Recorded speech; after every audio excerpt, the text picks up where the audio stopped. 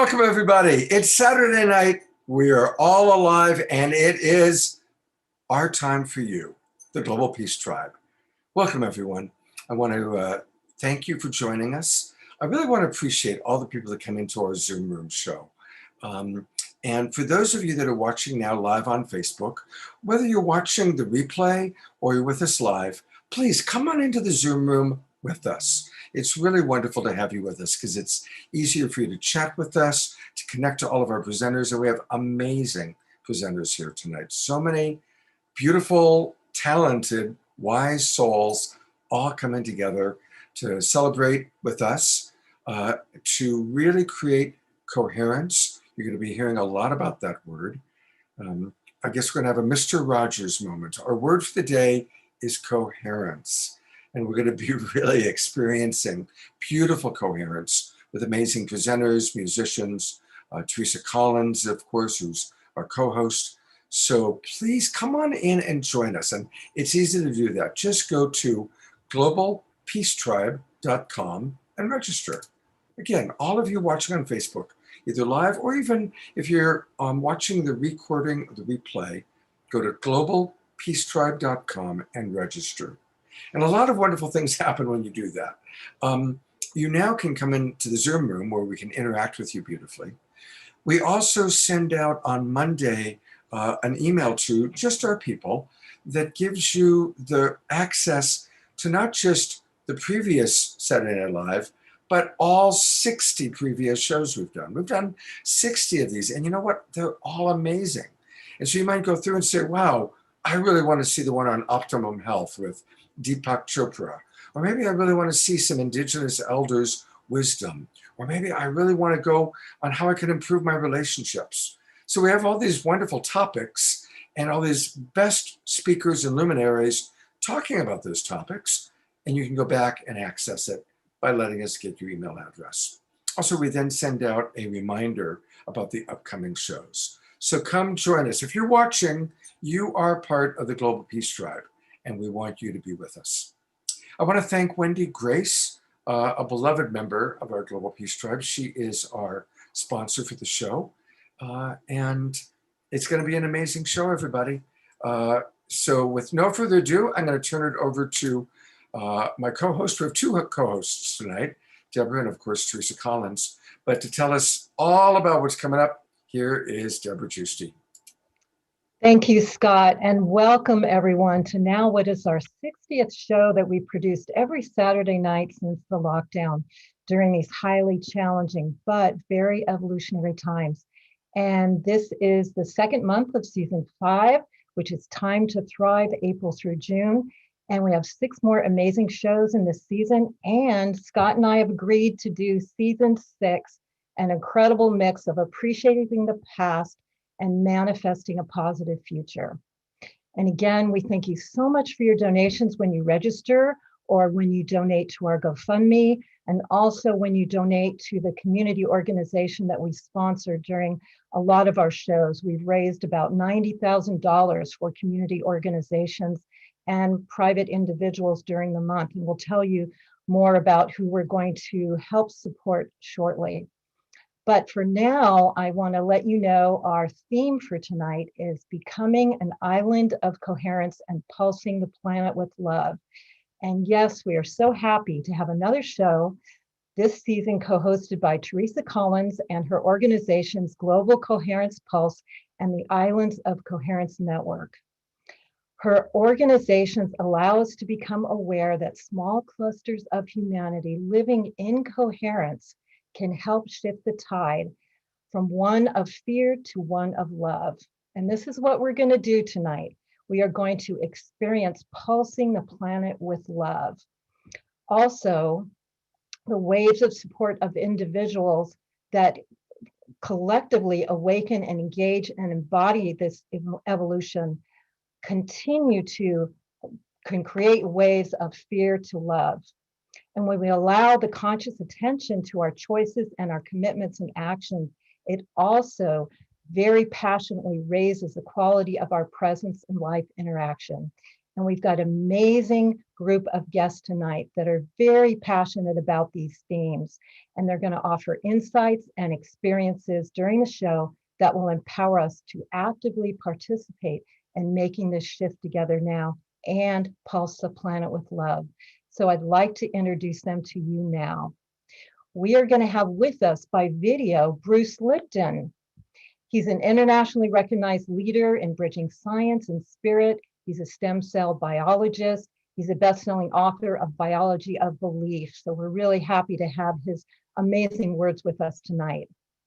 And we also have Kristen Hoffman, one of our favorite musicians on Saturday Night Live. She's a Juilliard-trained singer-songwriter, musician with an extraordinary artistic range. She's been heard on many record labels and has performed all throughout the world.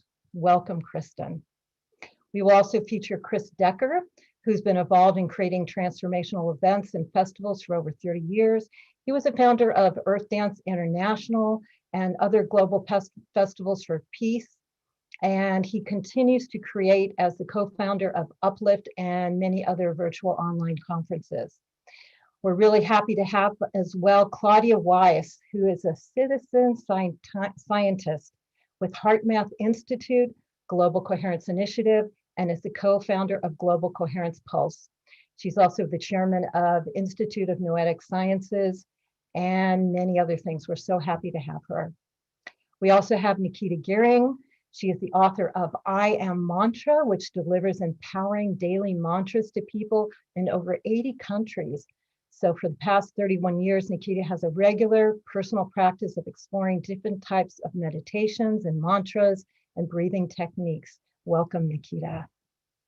And we're happy to have back again Gary Malkin. He's a multiple Emmy award-winning composer, public speaker, performer, and music wellness innovator who produces strategies for health and wellness and creates a more compassionate world. Hello, Gary. Happy to have you back. We are also going to have Jennifer Hill. She's an author, speaker, TV and radio host, entrepreneur, and thought leader. She built and sold her first company at the age of 38. And she recently co-founded a tech startup in healing and wellness space. Welcome, Jennifer. We're also really happy to have Michael Linfield, who's regarded as a mentor with over 45 years of international experience in helping unleash the creativity of the human spirit and meet the needs of our times and the soul's call for a brighter future. Welcome, Michael. And we're also thrilled to have Danette Walpert. She is the founder and executive director of Illuminate Film Festival, which is coming up in the next week. She's also the recipient of a National Association of Women Business Owners and the 2016 Visionary Award for Excellence. And we also have Manos with us. Born in Nepal, globally recognized, Grammy-nominated artist, has been touring for more than 2 decades, spreading the essence of music, mantras, and wisdom of Eastern philosophy. Welcome, Manos. And we also have Cornflower, who's been with us many times, who we love. He is a vocalist, live looper, and beatboxer. His music is a fusion of organic and a cappella, soultronica. And I'm happy to present Teresa Collins, who is the associate producer of this show, co-founder of Global Coherence Pulse and Islands of Coherence Network, and is bringing 20+ years of innovative online education and community development and a powerhouse to these times. Welcome, Teresa. And tonight, our donations are going to support telemedicine for COVID-19 in Nepal and India. You may have heard that it's a deadly second wave of COVID has hit India and neighboring Nepal. And the situation is pretty bleak now. There are thousands that are struggling. So our dedication tonight is to support this nonprofit organization who's supporting the people of Nepal. We will share more about this later, but I'm going to start putting the link in the chat box so you can give your green love to this incredible organization that is helping the people now. And now I want to turn it over to Teresa, who is our co-host for the evening. As I said, she's a powerhouse of a woman during these amazing times. She's a co-founder of Global Coherence Pulse, Island of Coherence Network. She's bringing 20 years of innovation of online education. She's worked for so many organizations over the many years with leadership roles, including Gene Keys, Wisdom University, Thrive Movement, Resonance Science Academy. She's really dedicated to empowering learning communities to thrive and is innovating so much during these evolutionary times with her organizations and her missions to bring coherence to the planet. So thank you, Teresa, for creating such an amazing show as you have been. And I'd love to turn it over to you and have you share a bit about your inspiration about this show. Welcome. Yeah, thank you, Deborah. Thank you, Scott, and thank you, your whole team. It's really wonderful working with your team. You guys have really worked out all of the, really smooth processes that it takes to actually create a show like this. I really want to acknowledge, like, every single week. We're doing one every month with the Global Coherence Pulse, and I already know what that's all about. And you guys doing it every week, and it's such a high vibration and quality. So thank you so much. And you're introducing people to so many good thought leaders and musicians, and you're, providing an opportunity for the Peace Tribe to also laugh in the face of what's happening, right? For us to have some joy together, which is really important, and to be in coherence like this. So I'm going to talk again in a few minutes, and I think what I'd like to do right now is just to invite all of us to actually just settle in and let this evening really nourish your soul, really nourish your heart. We spending, the next couple of hours together, really let it be something that's really going to serve you in a very deep way. And let's be an island of coherence together and pulse the planet with our love, because it's needed more than ever right now. Our collective coherence, I believe, is needed more than ever. So let's just start by just putting our hands on our hearts. Just bringing ourselves fully present to this moment right now. This is where life is happening. And this is where our capacity to make real change on the planet can occur. It's right here.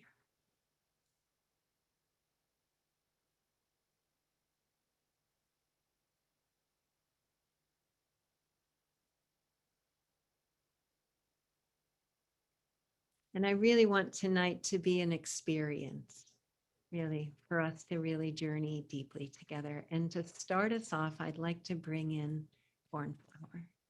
I always like to start with some music because it instantly brings us into our hearts. And cornflower, you do that like no one else, right? You tune into the vibe of the space. We've been working together many times, and something beautiful comes. And I'd really like to invite you to begin our prayerful evening with your presence and your love.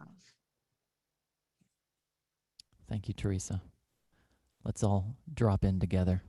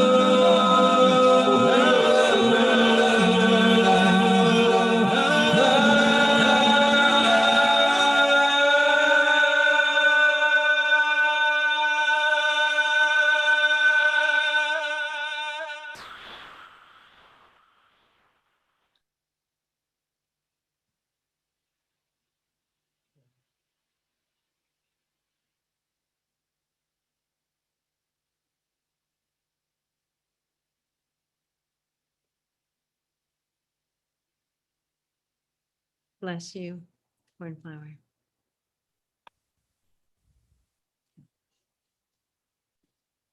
Bless you, cornflower. Bless you. And let's just keep this vibration that cornflower has supported us to just rise up into, and let this be the place that we start this experience and journey together from. And there's a little simple practice that I like to do when we have an event like this, and I'm going to invite you to join me. And that is that I place my attention on my heart and my awareness of my feet on the ground, so that I'm really here connected to the earth, and I'm really present in my heart. And that in my in-breath, I'm breathing in life, just the abundant, glorious energy of life. And that on my exhale, I'm breathing out love, my appreciation for this life. And just as we're moving through this time together, if we're all just focusing on our heart, we're feet on the ground, we're bringing this energy into the earth and into our bodies, and we're breathing in more and more life, and we're radiating out more and more love to fill every cell of our body, to create a sacred and safe space for us to be in this experience together, and pulse this love out onto the planet, and tonight be a potent and powerful island of coherence. So that's what we're up to tonight. And I'm going to start by saying that what we believe is true and what we believe is possible impacts our thoughts, our words, our deeds. It impacts what we feed the field. And what I'd like to do tonight is I'd like to explore what we believe together. Because as we do that, we can continue to align our intentions and our unconflicted behavior, our behavior that's aligned with our intentions, to co-create a future that's equal to our vast potential. And I think we don't know what our vast potential is because it is emerging and it's radically new. And yet, I think we can feel it emerging from the inside out when we allow our natural state of coherence to have our attention. And so we're going to be in this exploration. And I want to start.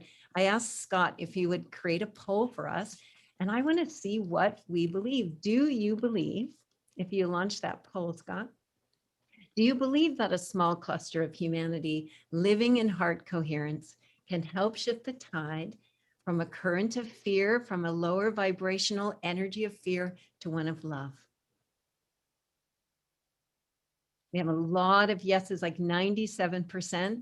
And I love the not sure. That's the exploration we get to do. Even if you're a yes, I think tonight something deeper is going to come.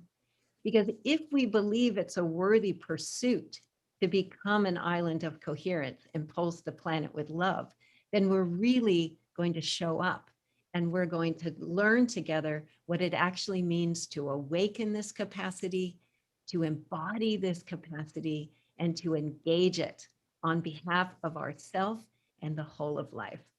So that is our exploration this evening, and your participation, your heart energy, your breathing in life and your breathing out love is going to help create a field that will nourish us all and have a huge impact on the planet.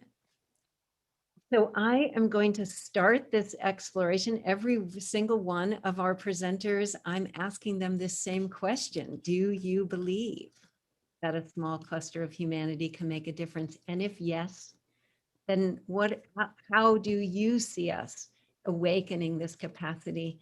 And also be thinking about what's your part? Because as we begin to join together in an island of coherence, we only really need to do the part we were born to do. We can do less and have greater impact when we join together. So our first guest is a new friend of mine, but feels like an old companion on my journey. I worked with Barbara Marx Hubbard many years ago. And Michael, when I met you just recently with Jude Curvin and talking about World Unity Week, you speak my heart and the story of my soul, right? We came from the same cloth and we're following the same impulse. And so I really wanted to bring you on and have you start us off this evening to share what you believe is possible, what you believe is true, and to share your love with us. Michael. Thank you, Teresa. It's said that souls are like grapes. They travel in clusters. So I think we may belong to the same cluster of grapes. But anyway, I want to thank you and also thank Cornflower for that opening. I don't want to just call it music. The sound of our collective field. I love the concept of islands of coherence. I've actually been calling them by a different name these past few years. I've been speaking about an urgent global need to create microclimates of goodness. So microclimates of goodness around the world will lead to a positive climate change. Part of my background is organic gardening, and so I naturally think of creating microclimates. So what is a microclimate of goodness? I say that it's a place infused and saturated with the light and warmth of loving kindness. And this loving kindness is generated as a pulse of blessing from the heart, from a heart that truly loves and truly cares for all life. And I think about when we attempt to reforest a desert area. One way of doing it is to go and plant a small stand of trees and nearby another. We create a network of these stands of trees, these planted areas. So these are microclimates where communities of trees take root and begin to connect with each other, and they create a healthy macroclimate eventually. And I'm thinking that's a similar process that we're involved in. How can we reforest the parched desert and barren soil of the present collective human psyche? How do we do it one microclimate at a time or one heart at a time? So I believe that this is how we're being asked to create positive climate change in the world. And I follow a very simple creed. Loving kindness is how islands of coherence and microclimates of goodness are most easily created moment by eternal moment. So rather than just talking about it, why don't we do this together now? And so I invite us, just as Teresa created a space for us to enter the heart, let us take a deep breath and enter into the silent space of the heart, becoming aware of the beating of our own heart as it pumps the lifeblood around this living system we call the universe of self.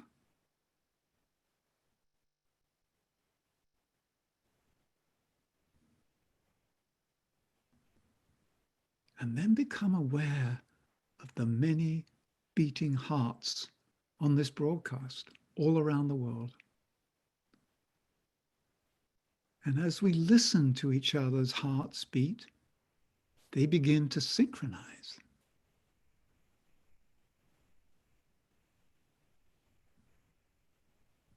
And we begin to beat as one single heart.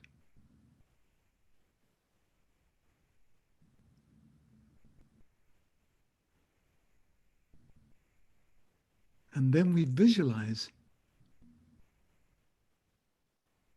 this coherent field of love that is now our group heart, being this sparkling web or sparkling matrix of lighted hearts. And so we are now going to change the climate of the world for the good. So inside our group heart and inside our individual heart, get in touch with the power and presence of a greater love that's seeking to emerge.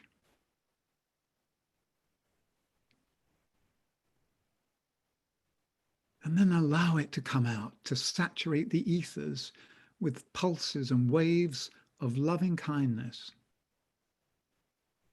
And we can feel the frequency and the quality of the surrounding environment being raised. So wherever we are in the planet, that has now been blessed by the love that is pouring through and from our group heart. We are supporting each other in creating microclimates of goodness, islands of coherence. So let's just sit with that for a few moments.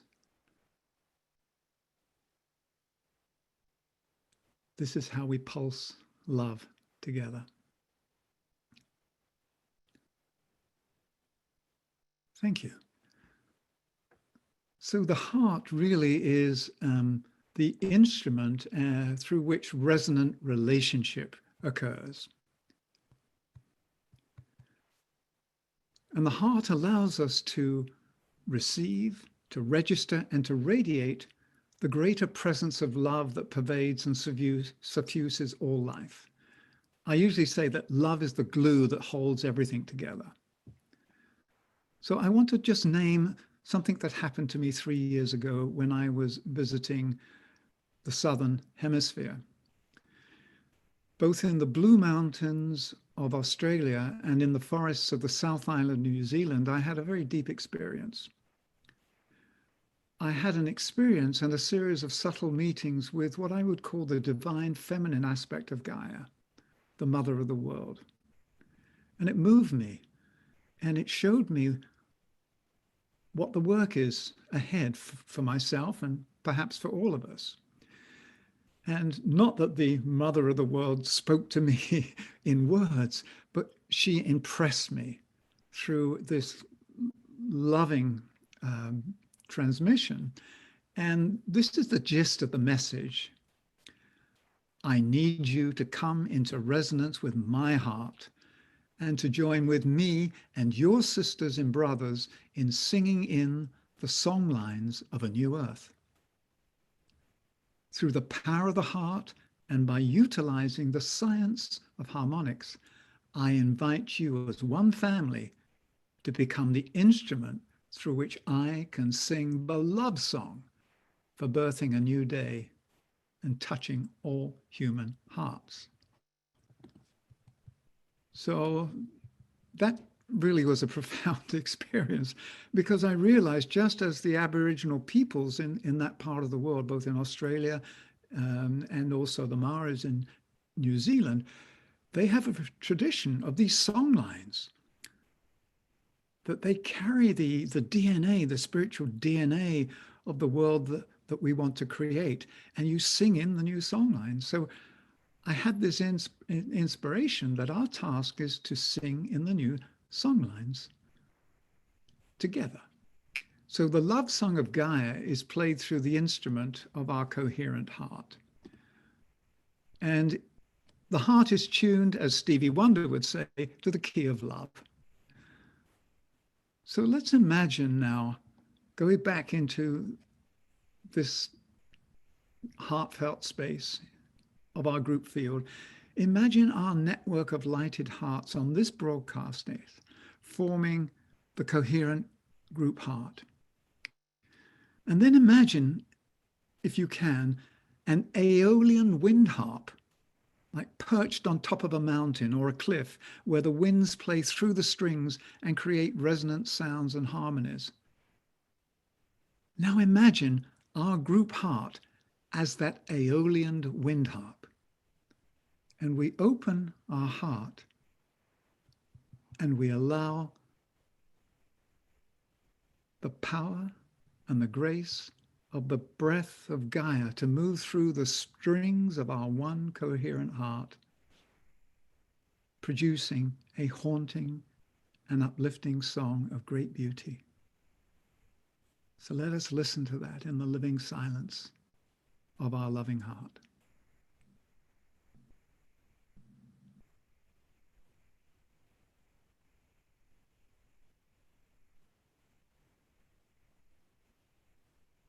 And it's said that silence is the synthesis of all sound.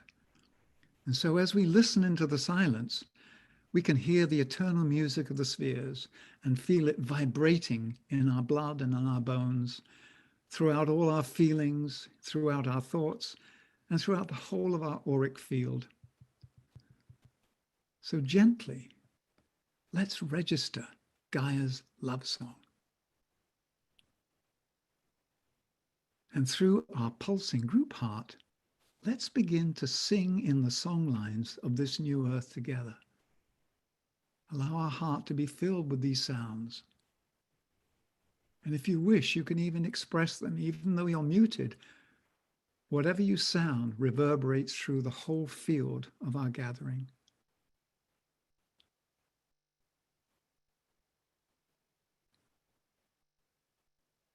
So this is something we can do all the time. Gaia is singing a love song to herald a new day. And we've been invited to sing along. Not just sing along as an accompaniment, but be the co-creative voices of Gaia. So that's what I wish to offer to this gathering today. And just remember that the heart is this organ of resonance and coherence that receives, registers, and radiates love. And it's our destiny to become islands of coherence. It's our destiny to become microclimates of goodness. We are climate changers, changing the climate of our planet through the power and presence of loving kindness. Thank you. May the love continue to pulse from the heart of our humanity.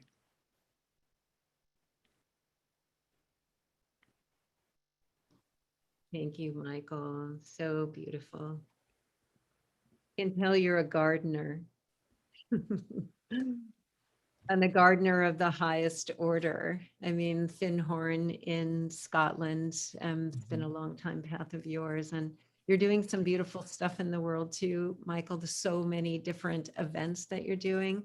I know we're putting your website up, and I really hope people go and see and spend some more time with you.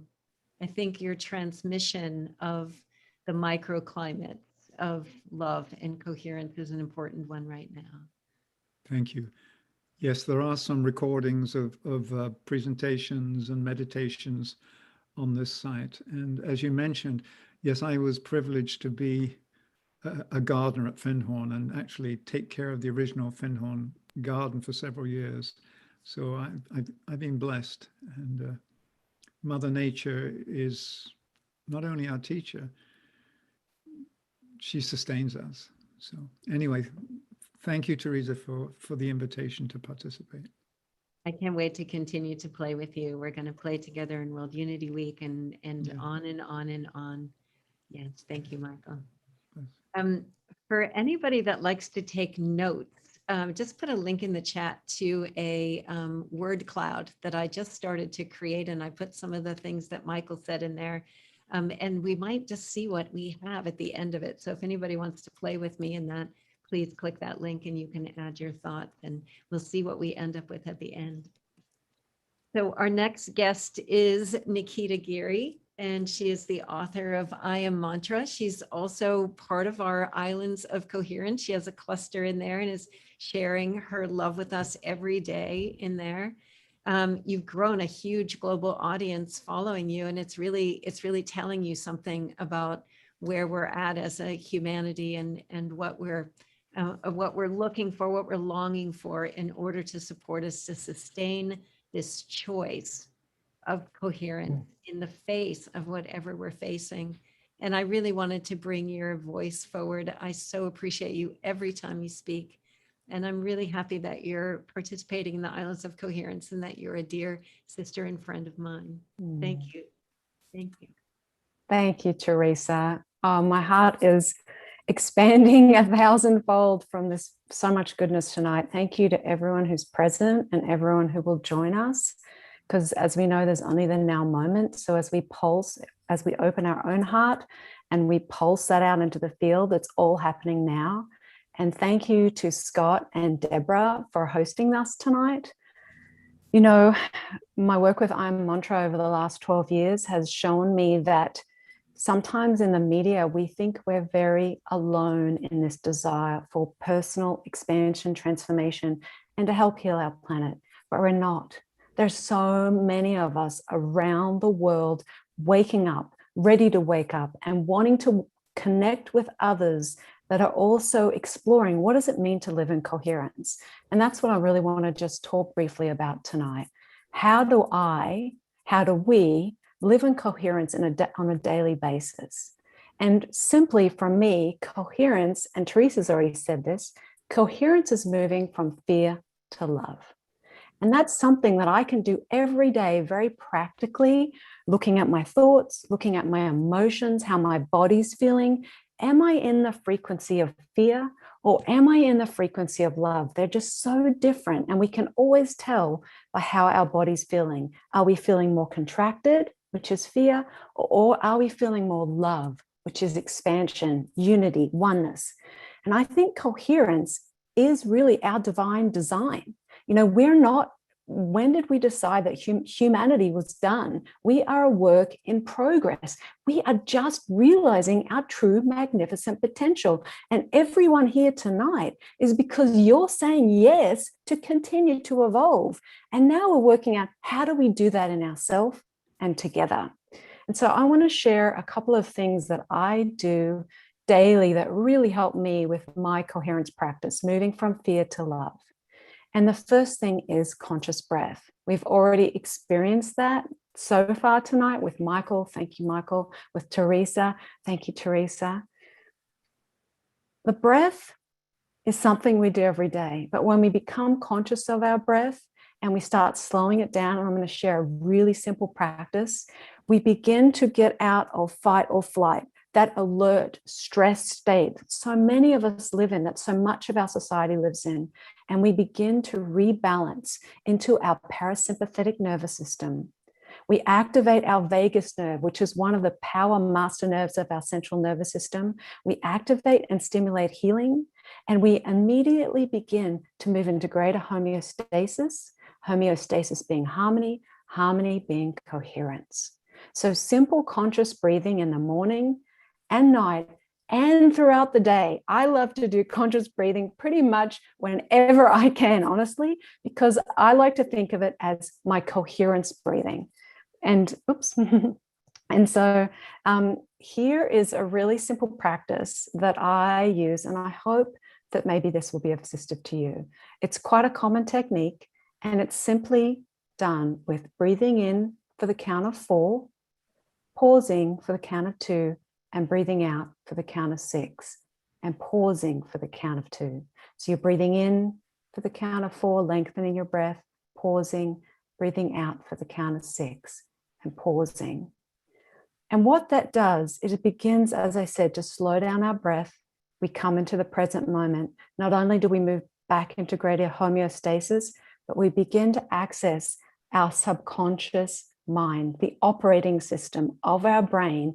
And there we have the potential through conscious thought, through high vibe emotions, to reprogram our brains and start to create a new reality for our bodies, a new reality for our life, and a new reality for our planet.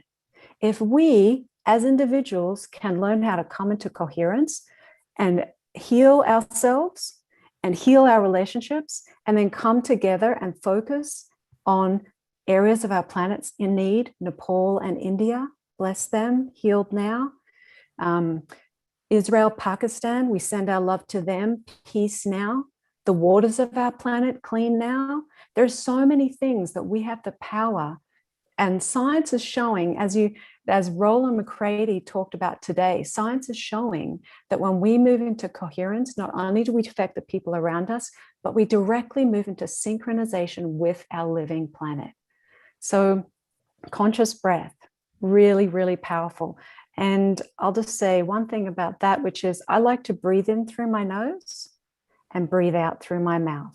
The reason why I do that is it really helps me get a good experience of the breath in and breathing out through the mouth. So maybe we just do that all together for let's just do a breath in for 4. 1, 2, 3, 4, pause, 2, out for 6, out through the mouth, 2, 3, 4, 5, 6, pause. Just breathe normally. And a couple of other things that I always feel that, and I love doing that, as I said, throughout my day, before I start meetings, just whenever I feel the need to move back into coherence. I think the conscious breath is one of our best friends and tools right now. Other couple of things is high vibrational thoughts. Our mind is so powerful. Our thoughts are signals that we're sending out into the field. Einstein said that the field is the sole governing agency of the particle, the field being energy and the particle being matter. So if we start to understand what are we doing with our energy, how are we feeding the field with our thoughts, with our emotions, we can directly affect matter, not only in our own bodies, but in the world around us. So one thing that I love to use for high vibrational thoughts is the I am mantra. I am is a complete sentence. I love that. I am is a statement that it is so. Right now, I am whole. I am coherent. I am healthy. I am well. I am thriving. I am goodness. We are so powerful. We're just starting to realize our innate power, and our mind is a big part of that. The quality of our mind is really, really important. So sometimes what I love to do is that breathing practice, the coherence breathing. And after you've gotten to a coherent space, start to reprogram yourself with your I am statements. I find that really, really helpful. Finally, to complete emotional coherence, cultivating high vibrational emotions. We don't need to wait for joy to come to us. We don't need to wait for love to come to us. We are these states. We can start cultivating gratitude like a practice, like an exercise. I'm cultivating gratitude today, even if I'm moving through other emotions.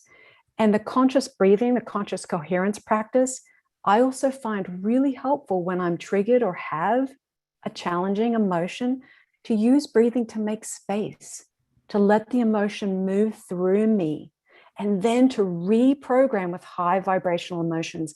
Our emotions are so powerful. And when we choose emotions of love and gratitude and joy, we're amplifying the field, we're amplifying our intentions, and we're amplifying the field so powerfully. And then finally, just to complete, as we moved into deeper coherence, and we do this on a daily basis, we access our intuition. And when we access our intuition, we're accessing our greater potential, our higher nature. And then we can start making decisions from a more coherent place rather than a fear-based place. We're making decisions from love rather than fear. And as we make decisions from coherence and from love, then we can take actions from coherence and from love. And so then not only are we pulsing ourselves and becoming coherent, but then we're making coherent decisions and taking coherent actions. And that is how we begin, I feel, to really start transforming our lives, the lives of others around us, and coming together to help transform the planet. And finally, who is your coherent buddy? Do you have a buddy that you can share this with and grow and learn together? And if you don't, please join us at the Islands of Coherence, because there are so many of us coming together right now to learn how to do this. We're all students in this. We're all learning together. So thank you so much for showing up tonight, saying yes, opening your heart to learn and grow, and to pulse the planet with love and become an island of coherence. Namaste. Wholesome love to Nikita. And I knew that you would give us like really practical right here in this moment. How can we do this? I always appreciate that about you. Thank you so much. And Scott, I think we have a slide that I made for you, Nikita, because we didn't have one for you.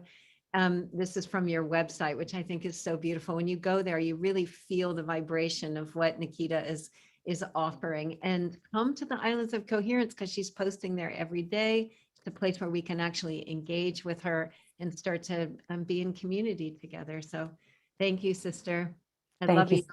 I love you, Teresa. Thank you, sister. Yeah. And Nikita is actually Cornflower's sweetheart. So I love that they're here together. Beautiful. Thank you so much. All right, let's see our next guest tonight. I have this wonderful grid. I'm going to bring Manoj on just for a couple of minutes to talk about our fundraising recipient for this week. We talked about our friends in Nepal and what's happening for them. And Manoj, why don't you come on? We just put a link in the chat. If you could just give us a couple of minutes just to tell us a little bit about it, and then we'll touch it again early in the middle of the show.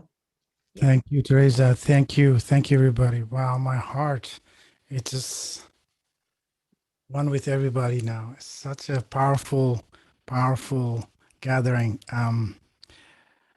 Oof. Yes, the project, it's called telemedicine. Telemedicine. Right now, Nepal, India, many people cannot have access to emergency healthcare. And we didn't, some of my friends here in Bay Area and also in Nepal put together a team of doctors, nurses. We hired them so they can be available 24 hours a day. It's a 911 calling. It's like calling to 911.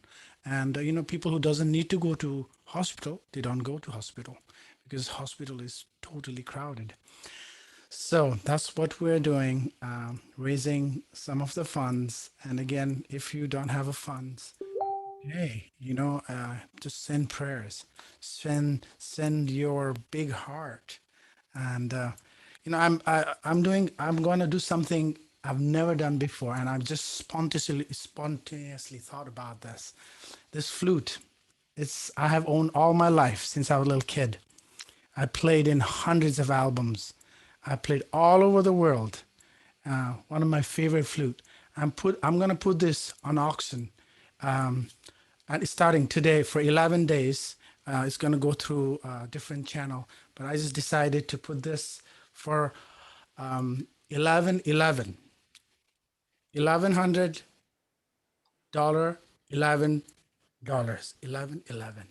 So from there, it will go on. And if you're interested, if somebody wants to own used flute by me, I don't know, maybe it's not. I'll be honored. So this flute in a G. Thank you. Namaste. So Manoj, if they want to bid on your flute, do they send you an email at your manoj@gmail or go to your Facebook page, or how would you like them to do that? Yeah, you can go to my Facebook page. Actually, tomorrow I'm actually going to talk with a former ambassador to Nepal, American ambassador. He is. Can you imagine this vegan ambassador who loves animal and does so many amazing things for Nepal? I've never met an ambassador like that. So I'm gonna have an interview with him in my personal page, and I will talk about flute as well. And my Manoj, last name is Newa. That's my Facebook personal page, or you can just write to me directly at my first name at gmail.com. Manoj@gmail. Thank you so much. Thank you so much for your heart and your love and your joy. Namaste. Thank you, Manoj.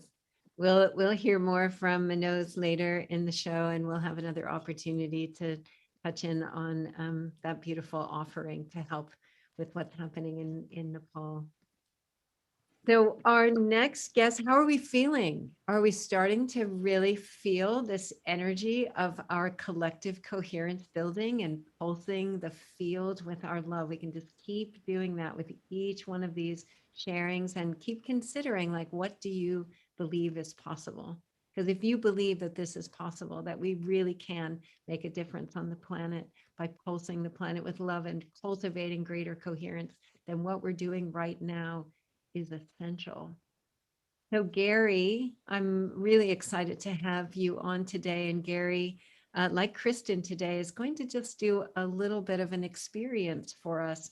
Oftentimes Gary's brought into events like this to be featured as a musician, same with Kristen.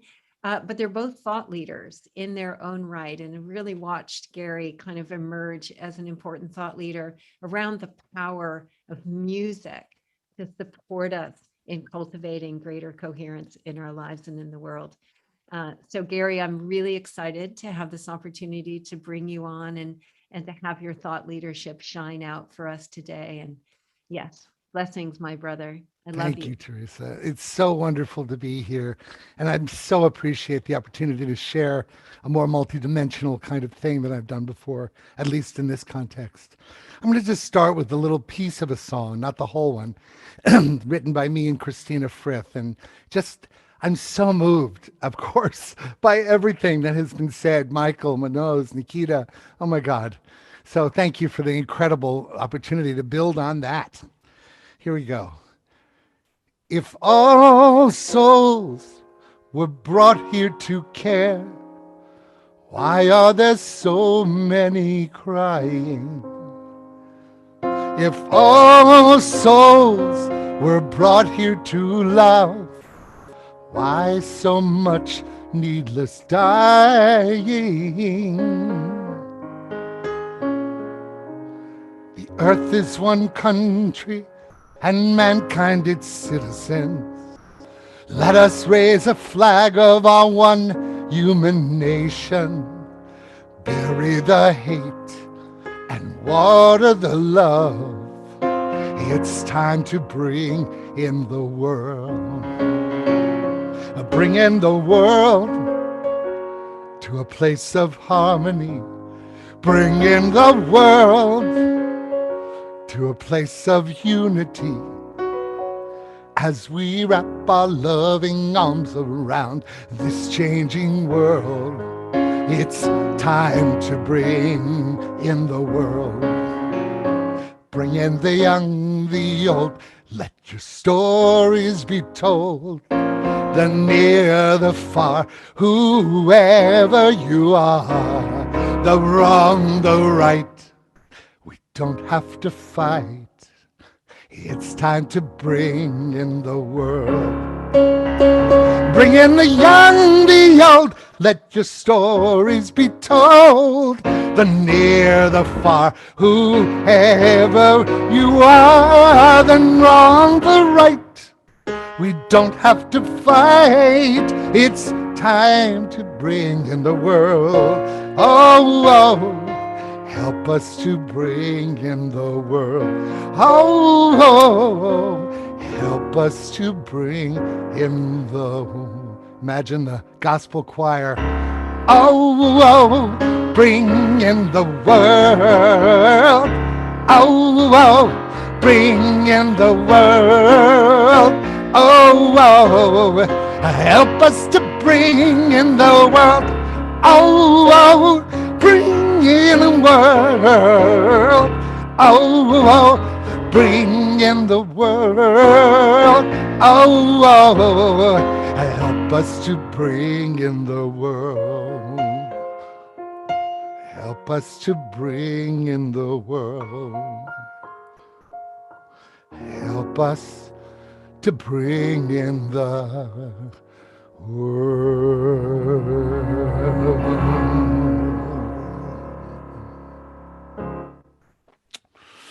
Hey, love how a good piece of song medicine can bring us together. So I want to, I've started to think about what practical information that I could share and add to this incredible gathering that would help us develop greater capacity for inner coherence. And I think I have something to offer that you might not have thought of before. So before I go into it, I just wanted you to allow the power of film score music to awaken awe and wonder.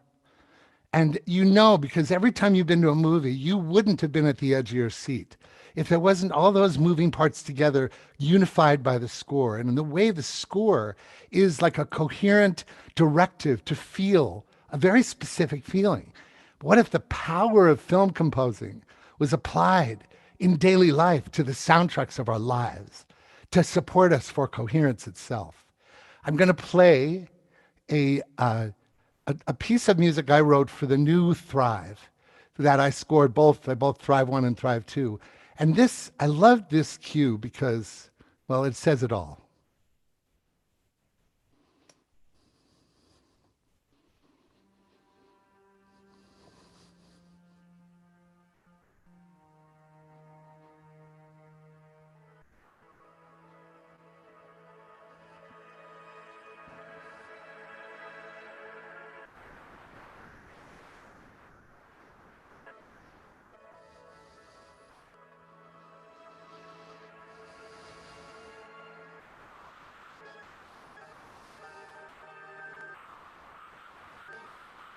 It doesn't seem to be playing, Gary. It's Oh dear, really? it's we're not getting the full force of it. Maybe. Okay, all right, maybe thank you. Let me share try it your- again. You have to Here we share go. the sound, please. Yeah, here we go. I thought I did. So let me try it again. And the interjection I want to say is, so these are images, sacred images from that were used in the film. And again, it's just, these are sacred geometric images. And the music that I wrote was to awaken a sense of awe around the unified field. Hopefully this time you'll get the full thing. Thank you. Yep.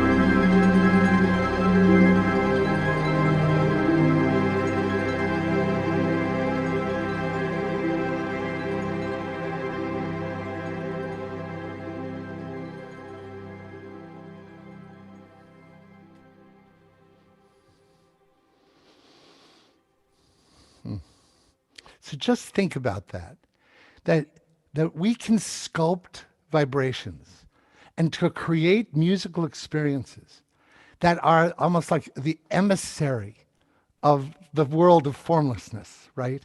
And it interacts with the apparatus of our biology and our cochlea and our ways of representing and listening to sound. And then it creates a biochemical reaction that awakens our emotion, right?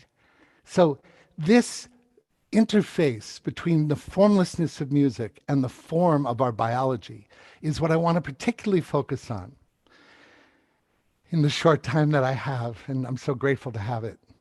You know, 20 years ago, I released with a work with Michael Stillwater, one of the world's pioneers in spiritual chanting, in multi-denominational singing. And he and I started to set the words of Wisdom Keepers to music that was using the art of film scoring to awaken people's capacity to listen, not just with their minds and their ears, but with their hearts and souls. And we were going to release these powerful messages from Ram Dass and Thich Nhat Hanh and Elizabeth Kubler-Ross with these scored messages that would awaken people's capacity to be more present to the reality of our impermanence. We never dreamed that we would release the CD without the words. What happened when we did suddenly was like one of those eureka moments when we recognized that the music that was created to create spaciousness for the complexity of the human experience actually allowed us to get more in alignment with our relationship to the unlimited possibility of the unified field. And I'm going to show you exactly another example of that, if I can. Here we go, advanced. And here, I just want to show you I'm going to play you something that, here we go. No, that's not right. Here we go. So this was music created for a thought leader that I'm working with by the name of Sarah McCrum. And if you notice, when you take the words away,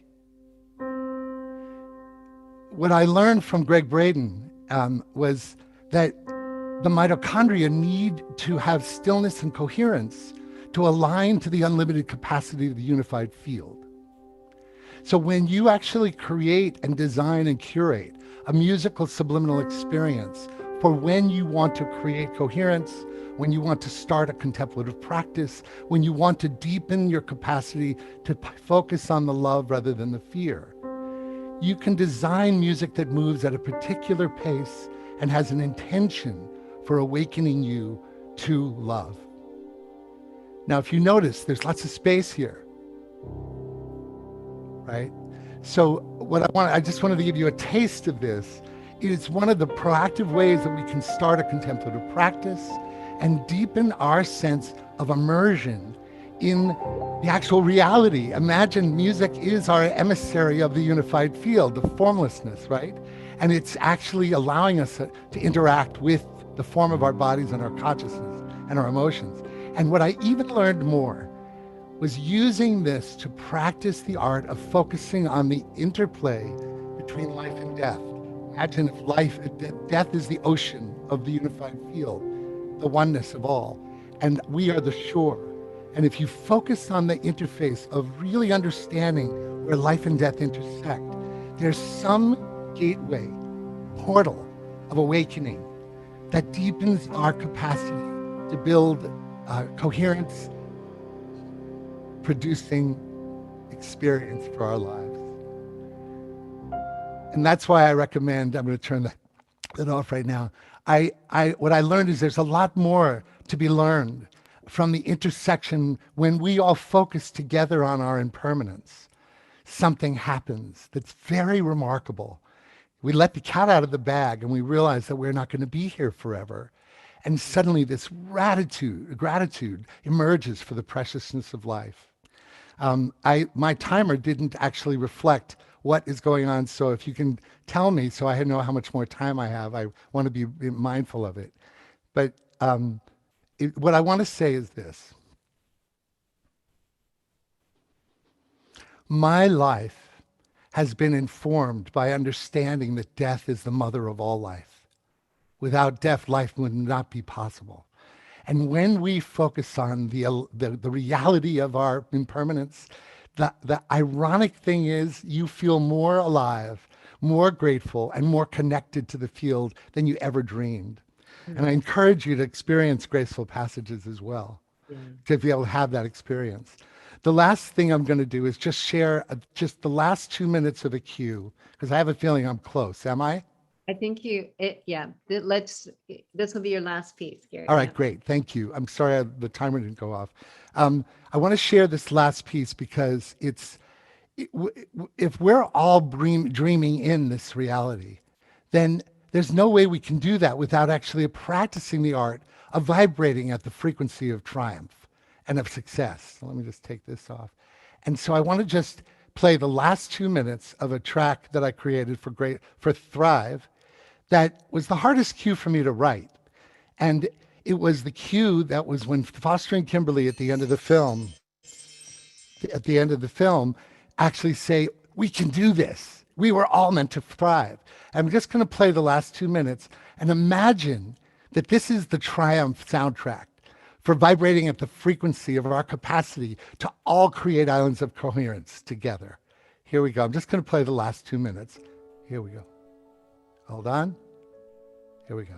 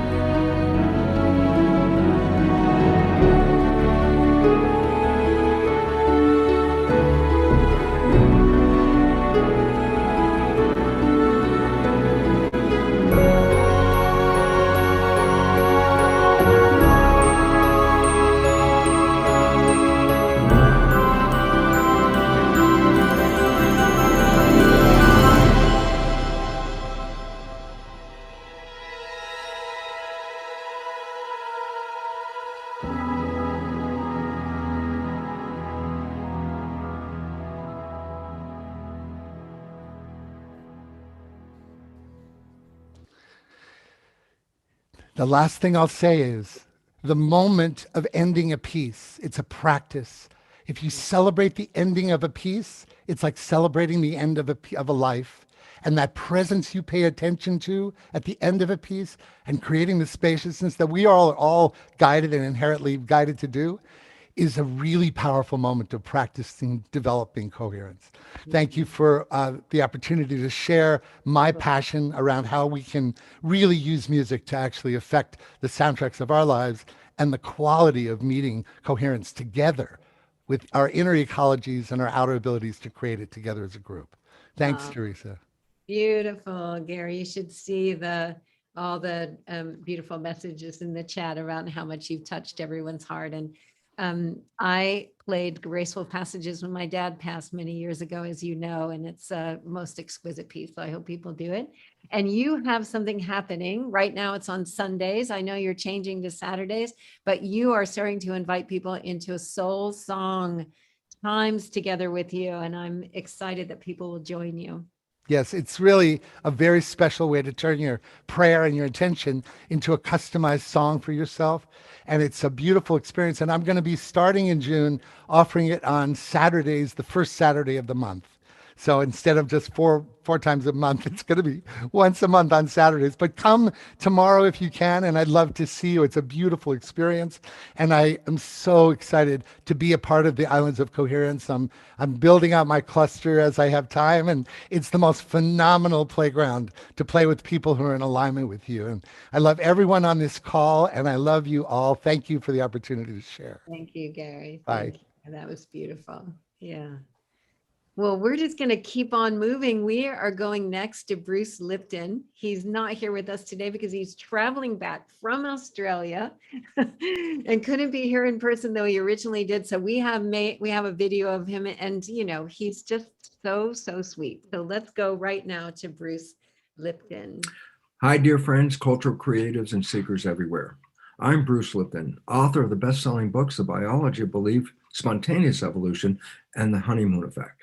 Well, I am particularly honored to be with you this day with Saturday Night Alive for a very important reason. This is a very special day, as we've seen with the Global Coherence Project, with Uplift, and now with Saturday Night Alive, that today is a day of trying to coordinate a population to see into the future with a better vision than the one that we're living with right now.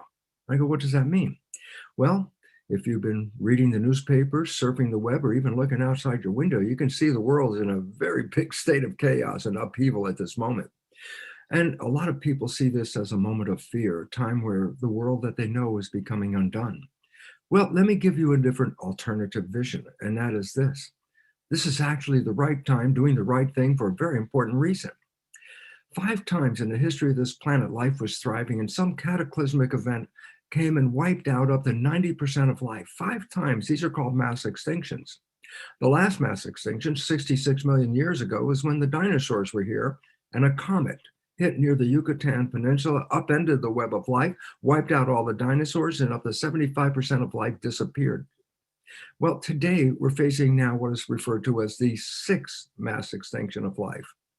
And the significance is profound, because while the previous mass extinctions were done by natural causes, the experience of today's mass extinction is precipitated by human behavior. It says we have really lost our way with nature, disconnected ourselves from the environment, and now we're paying the price because we've upended the web of life ourselves. And you say, well, what are we going to do about this? I say, well, here's what's going on. We are in an evolutionary upheaval at this moment. I go, so why is that relevant? I say, we have to change the nature of civilization to learn to become more in harmony with life and the world around us. And I say, so what's happening? Well, the current civilization has precipitated this mass extinction, and we have to move into a much more thrivable situation. Most important part is you cannot build the new sustainable civilization on the foundation of today's world, because today's foundation is responsible for the problem. As Einstein recognized, you can't change some problems using the same thinking that created the problems. So what are we facing? We're facing a movement to a higher level of life.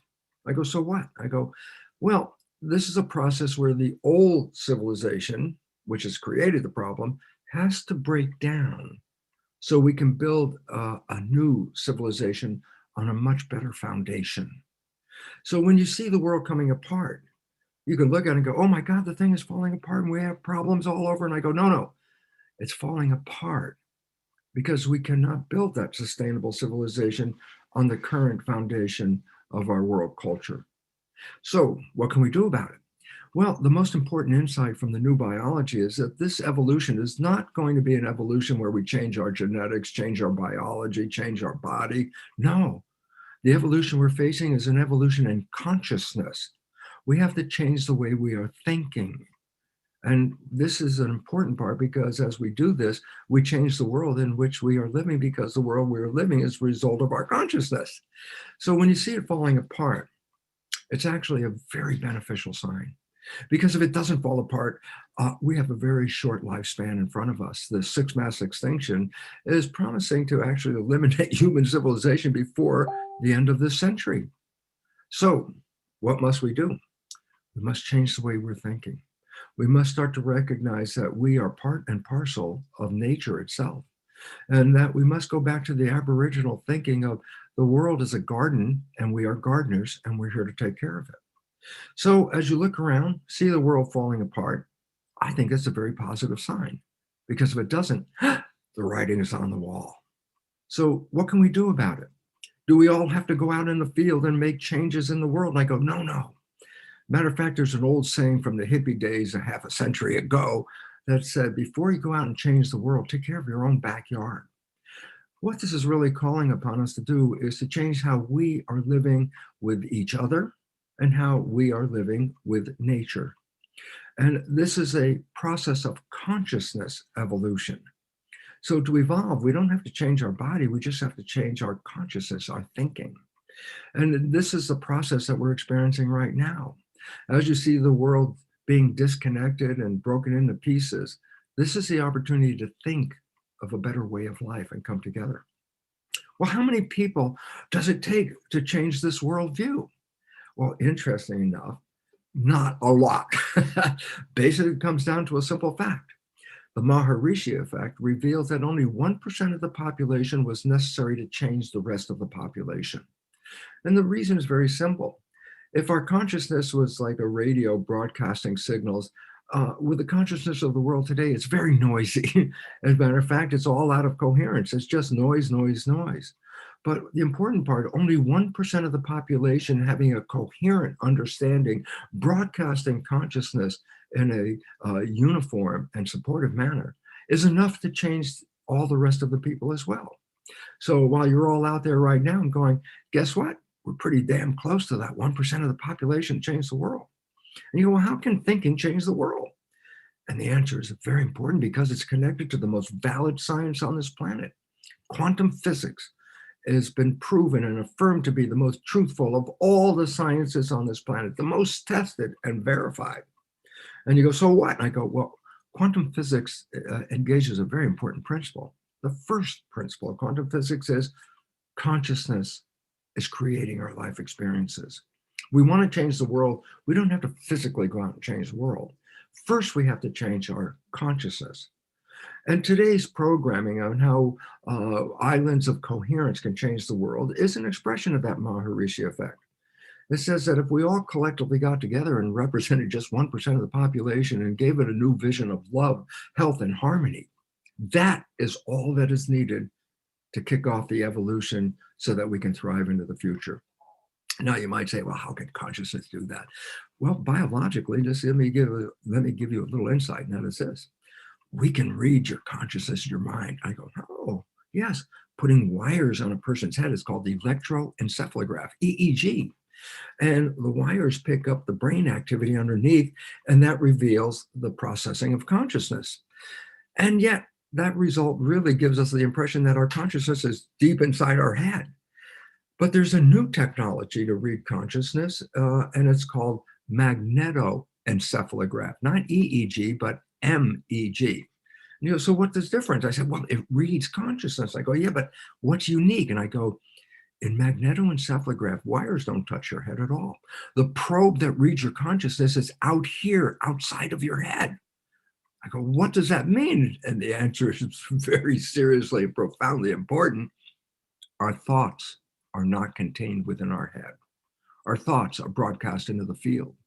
And when we come back to the quantum physics, I say, what is the relevance of it? They say the universe is an expression of energy and consciousness.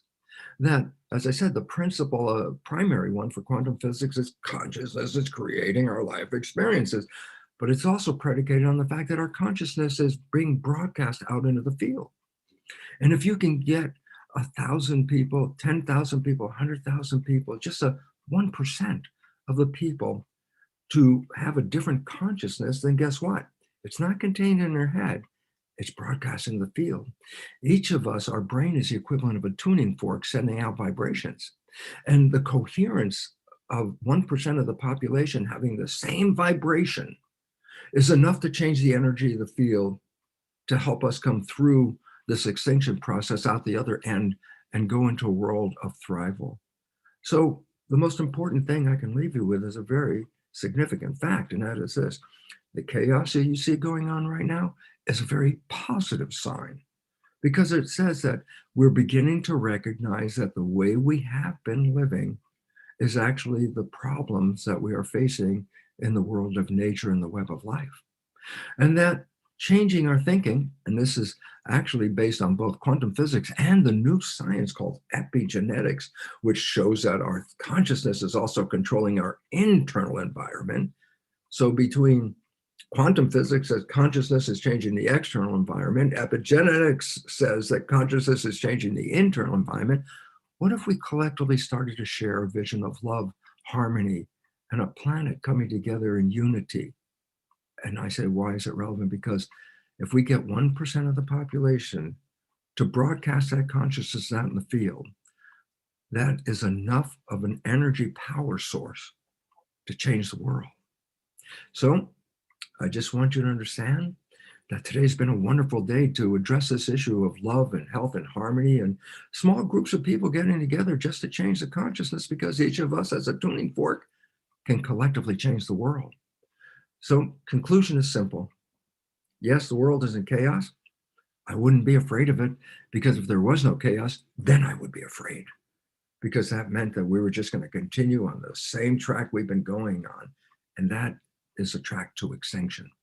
So when you look out the window today and you see the chaos, realize this is one of the most important stages in manifesting an evolution, to break the old structure, which is causing the problem, break it down so that a new structure based on love, harmony, peace, balance with nature can create a foundation for a future civilization that will allow us to thrive into the future.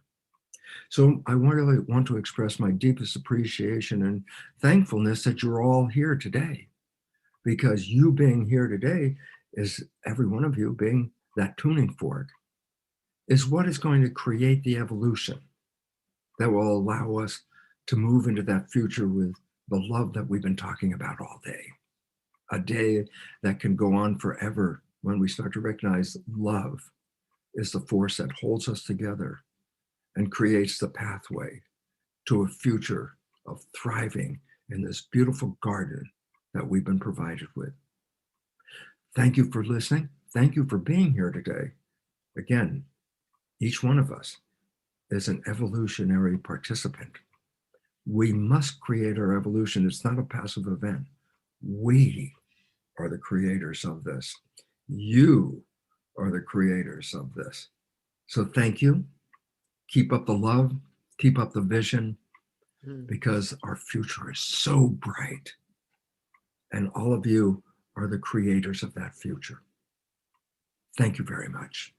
Don't we love Bruce Lipton? Let's all just right now, he's, traveling, him and Margaret, they're doing so much to bring the science into a very practical way. Bruce, we love you. I could see everybody in the chat saying, we can do this. We can do this. Yeah. So let's bring up that quick little video, Scott. I really want Welcome to BruceLipton.com. Go ahead.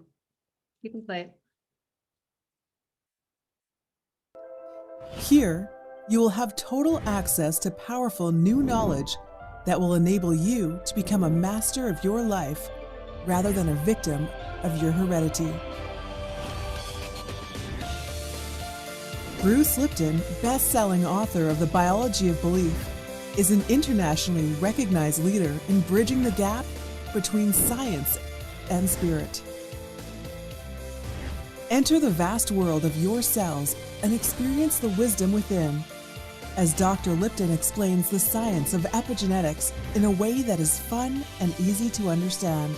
Epigenetics, as the name implies, epi means above, genetics is the genetic activity, so epigenetics means actions above the genes. It was the environmental signals that controlled the activity of the gene.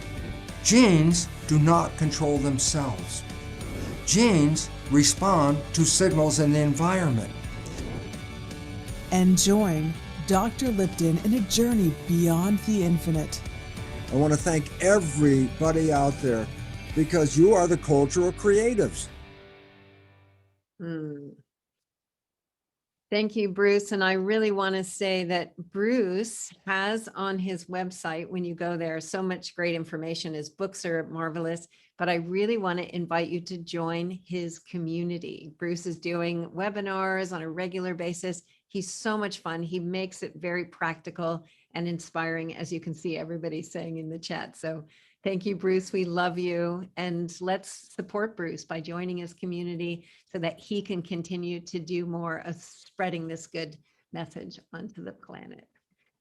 So we're going to keep moving right along. It's a fast-paced show. We have to keep on moving as we continue to pulse the planet with our love. And our next guest is a perfect one to introduce that. Claudia Wells is also the co-founder of the Global Coherence Pulse. She was on this morning. She led our meditation today. She is a citizen scientist through and through, and she is the co-founder of the Global Coherence Initiative, along with the Global Coherence Pulse. She's the chairman of the Institute of Noetic Sciences.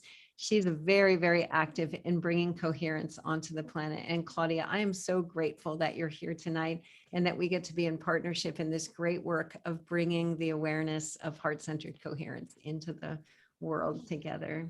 I love you. Thank you, Teresa. I love you too. And thank you, Scott, Deborah, and everyone. I'm still with Bruce Lipton dressed like Bob Ross in that video. I don't know if anybody else picked that up. It's great to be back on Saturday Night Alive, and I'm going to share a brief perspective as a citizen scientist. But first, to introduce the Pulse, we thought it would be more fun to show another short introductory video. So can we do that now, please, Scott?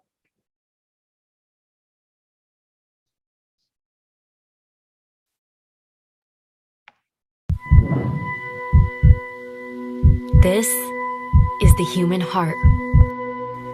Central to our physical body, our survival, revered by poets throughout history as the emotional center of our being. The place we instinctively touch when asked to point to ourselves.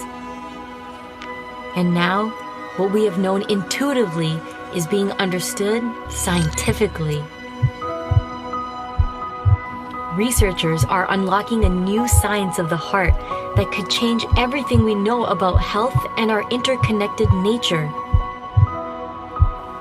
Coherence is a state of balance between heart, mind, and emotions, creating a favorable cascade of neural, hormonal, and biochemical events that benefit the entire body.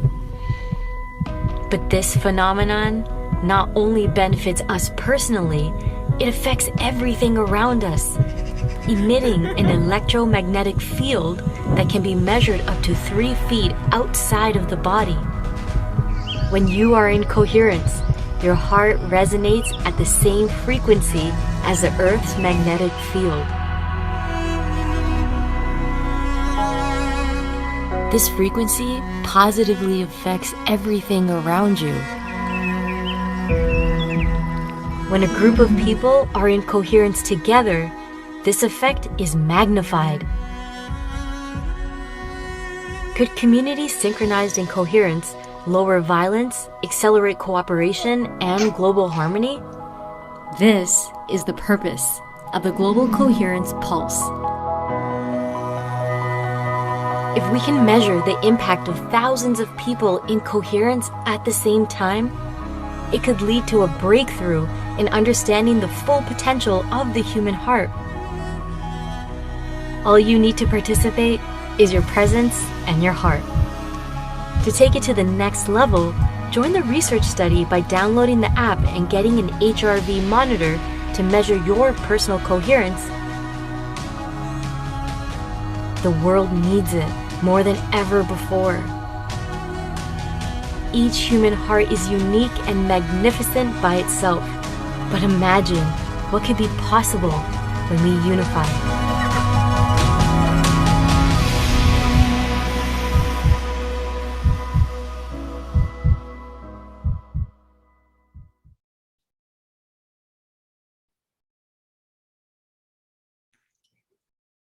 Thank you for showing that.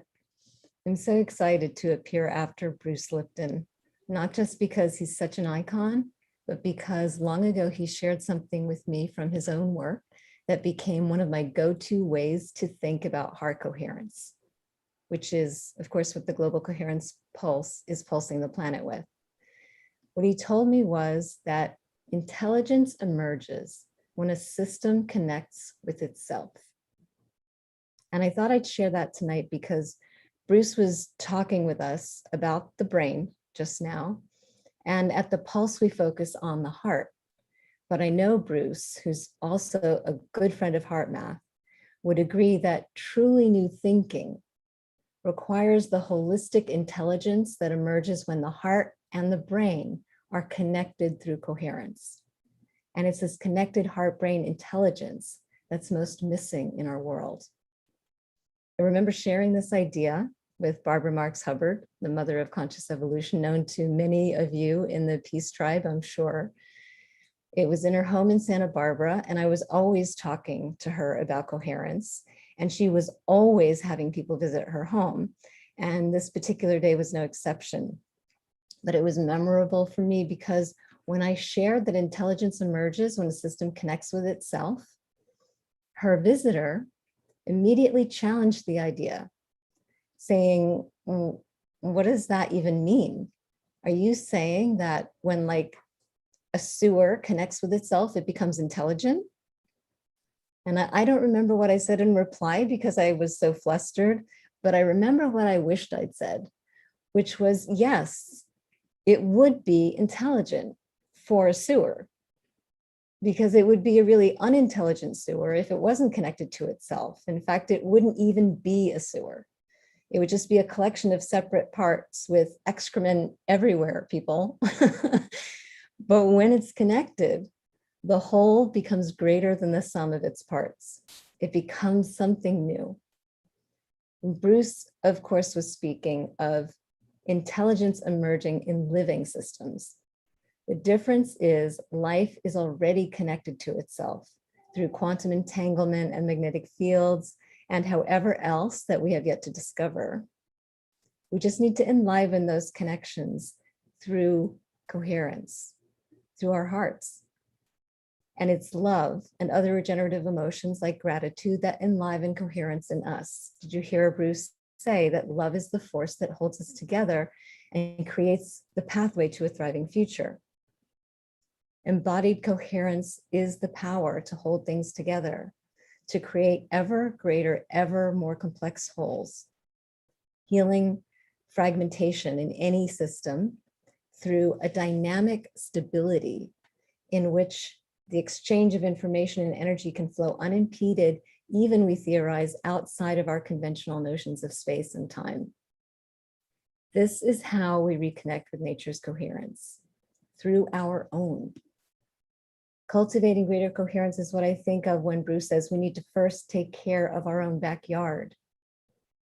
We can intentionally embody greater coherence by working with the breath and regenerative emotions like love and gratitude. And as we radiate our coherence out into the world through the body's electromagnetic fields, we become an even greater connected whole. as the coherence within us connects us to the coherence around us. It really is an inside job. We created the pulse to help answer the question, what if the only thing holding us back, individually and as a species, is our belief in separation? By helping demonstrate the power of heart coherence to connect. I sometimes describe the pulse as like the GoFundMe for coherence, helping create a tipping point in microclimates of coherence. Thank you, Michael. As a free and open citizen science initiative, we represent both a social collaboration of aligned communities, organizations, and citizen scientists like anyone here in the Peace Tribe on this call, and a scientific collaboration, including scientists from HeartMath and IONS, employing a global network of sensors designed to demonstrate that the coherent energy of our collective heart affects our collective reality, and not just through the actions that we're inspired to take, but through the coherent energies themselves. That was my timer. Let's see if I can cancel it. So we want to both help shift the scientific paradigm from one based on fundamental separation to one that acknowledges the unity of all life, and shift our world from one dominated by the love of power to one that's liberated by the power of our love. So thank you so much. And I hope to see some of you on our next pulse. Enjoy the rest of the evening. Thank you, Claudia. Oh, thank you so much. Yes, we need to liberate the power of our love. And Scott, if you'll bring up the slide for the Global Coherence Pulse. We had one this morning, the first Saturday of every month. We have a Global Coherence Pulse at noon. And for World Unity Week, which is our next pulse on June 19th, we are going to have a pulse every single day during World Unity Week in partnership with Michael and Jude Currivan and World Unity Week, so that we can bring coherence into the field throughout the entire time. So thank you again, Claudia, for your love and presence. Always so good to have you on the session. And yes, let's have more people join us in the polls. Yeah.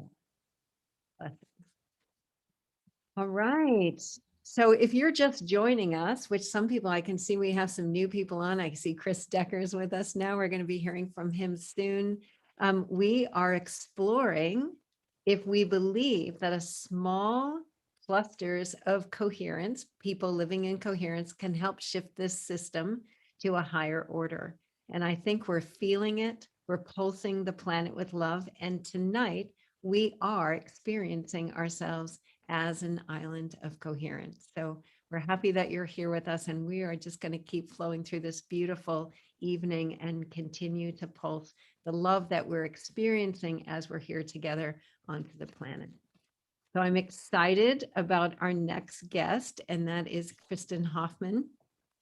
Bring her onto the screen. One of my favorite artists. I never can get through one of your sessions without crying, so I'm just going for it. I'm going to do it anyway. Kristen brings her love and energy into so many different events. You're going to see her tomorrow on the celebration of love with Uplift and so many others. And as we heard with a cornflower in an upcoming event. But Kristen, I'm so happy to have you on the call today. And like Gary, I wanted to invite you not just to do your music, but to have your thought leadership, have a space to flower. So welcome and thank you for being here. And I can't wait to hear what you have to share with us today. Oh, thank you so much, Teresa. What a beautiful evening this has been. I just feel so grateful for this community each and every time we tune in together. So thank you. And more love coming tomorrow with the celebration of Love Festival. So this week, I've been feeling a lot of just the sadness of the world. And as I was coming on tonight to share about love, I was thinking, gosh, how do I tune into love right now? There's been a few nights where I just was having trouble sleeping. And I suddenly was thinking about the islands of coherence, and I remembered one of the most important dreams that I had about 20 years ago. And it was the night after I had done a sweat lodge. And suddenly in this dream, I was visited by a guide, and a scroll was rolled out before me, and it was explained to me that we are all born into 12 categories of mission in this life. And it was told to me that I was born into a category called Map of the Stars. And the role of this category was to come in and shine light through the darkness and help to reconnect and ignite a matrix of light even through the darkest times. And tonight, as I'm listening, tonight I wore this because to me this spoke to what I was feeling, that we have the choice right now. We have this opportunity to be light bearers, torch bearers of light through the darkness, reconnecting to each other, sending out love, sending out this pulse of love, and literally lifting up the light grids for all of Gaia, for all of humanity, for all beings on this planet right now. So as I'm sharing this musical experience, I call it Soul Om, which is a dance of soul, light, and Om, the vibration of the universe. I don't know what's going to happen. The song is unwritten.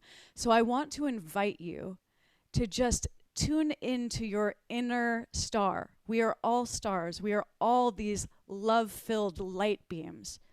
And maybe your star feels like it hasn't been shining so brightly lately, but just go inward and know that you can cultivate this important energy right now, and that together we can reignite these important light grids and really lift energy.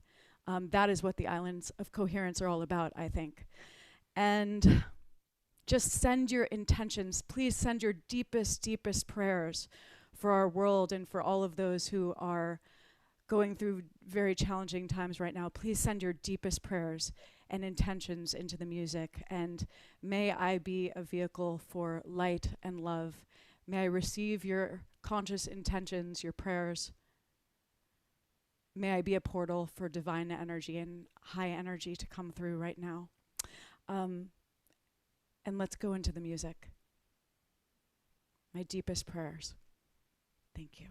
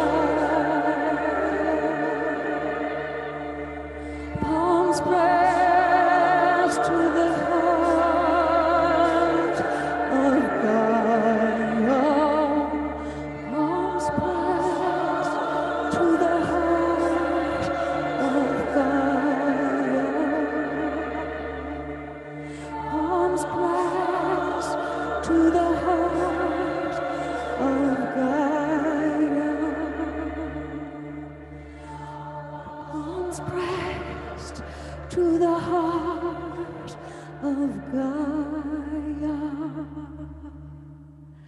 Palms pressed to the heart of Gaia. Palms pressed to the heart of Gaia. Palms pressed to the heart of Gaia.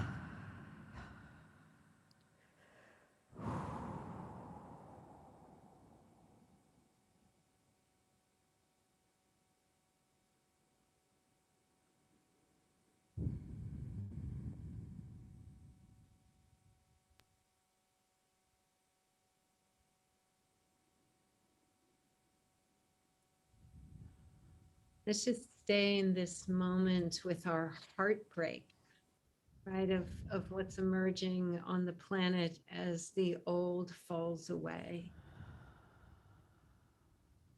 And let our pulsing of love go out to that heartbreak. Because being an island of coherence is sustaining this pulsing of love in the face of whatever we're facing. That's the real work here. I thank you so much, Kristen, for bringing in the heartbreak, because we really need to be present to what's present and occurring. And that's what we need to bring our love and coherence to. Thank you. Mm. Mm. Our hearts are breaking open. Yes. Yes, so perfectly put. And all that just beautiful light is pouring out, and we are connecting right now. Right now. Yeah. I think it's the pain of us thinking that we were separate, and all of the ways in which we pushed each other away. And now we're starting to like understand from this wellspring of our own hearts that we are all connected, and that all of these atrocities that we've done to each other in the earth, just we need to just let them go and know that there is another way, and that we are that way. And you really just brought that through. Thank you so much. Thank you. Such a great honor to be here with everyone. Yeah. Hi, Scott. Dear Scott. Oh, what an evening, huh? Oh, just powerful. It's interesting, when Kristen and I were doing our sound check, she brought up, have you ever noticed how certain lessons, like you hear things, but you get them on a deeper level? That's exactly what I'm having tonight. Like, this is our 4th show of doing global coherence, and I have such a deeper understanding of what Teresa and her tribe are doing tonight that I've had before. You know, it's like the very thing you were bringing up. It's interesting how that now is happening for me. I am going to bring on another member of our family that those of you who came on earlier have seen, our beloved brother Cornflower. Yay! And of course, Kristen has been on Saturday Night Alive many times. Cornflower has been on. They're like, so everybody loves both of them. And we had the idea of what would it be like for them to do a special afternoon experience with the two of them leading an event. And so I'm going to pull up on the screen. And of course, Deborah's putting it into the chat box. We're really excited. On June 6th, Global Peace Tribe is presenting Sonic Source Activation with Kristen and Cornflower together, experiencing your creative awakening. Yay! Tell us about it. What are you guys going to do? Go Cornflower. Well, first off, Kristen, that was just absolutely stunning. And I truly hope you recorded it. I think it's being recorded. It's so incredibly beautiful.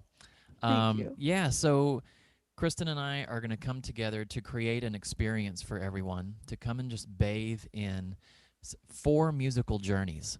And each one is an opportunity to empower your creative potential.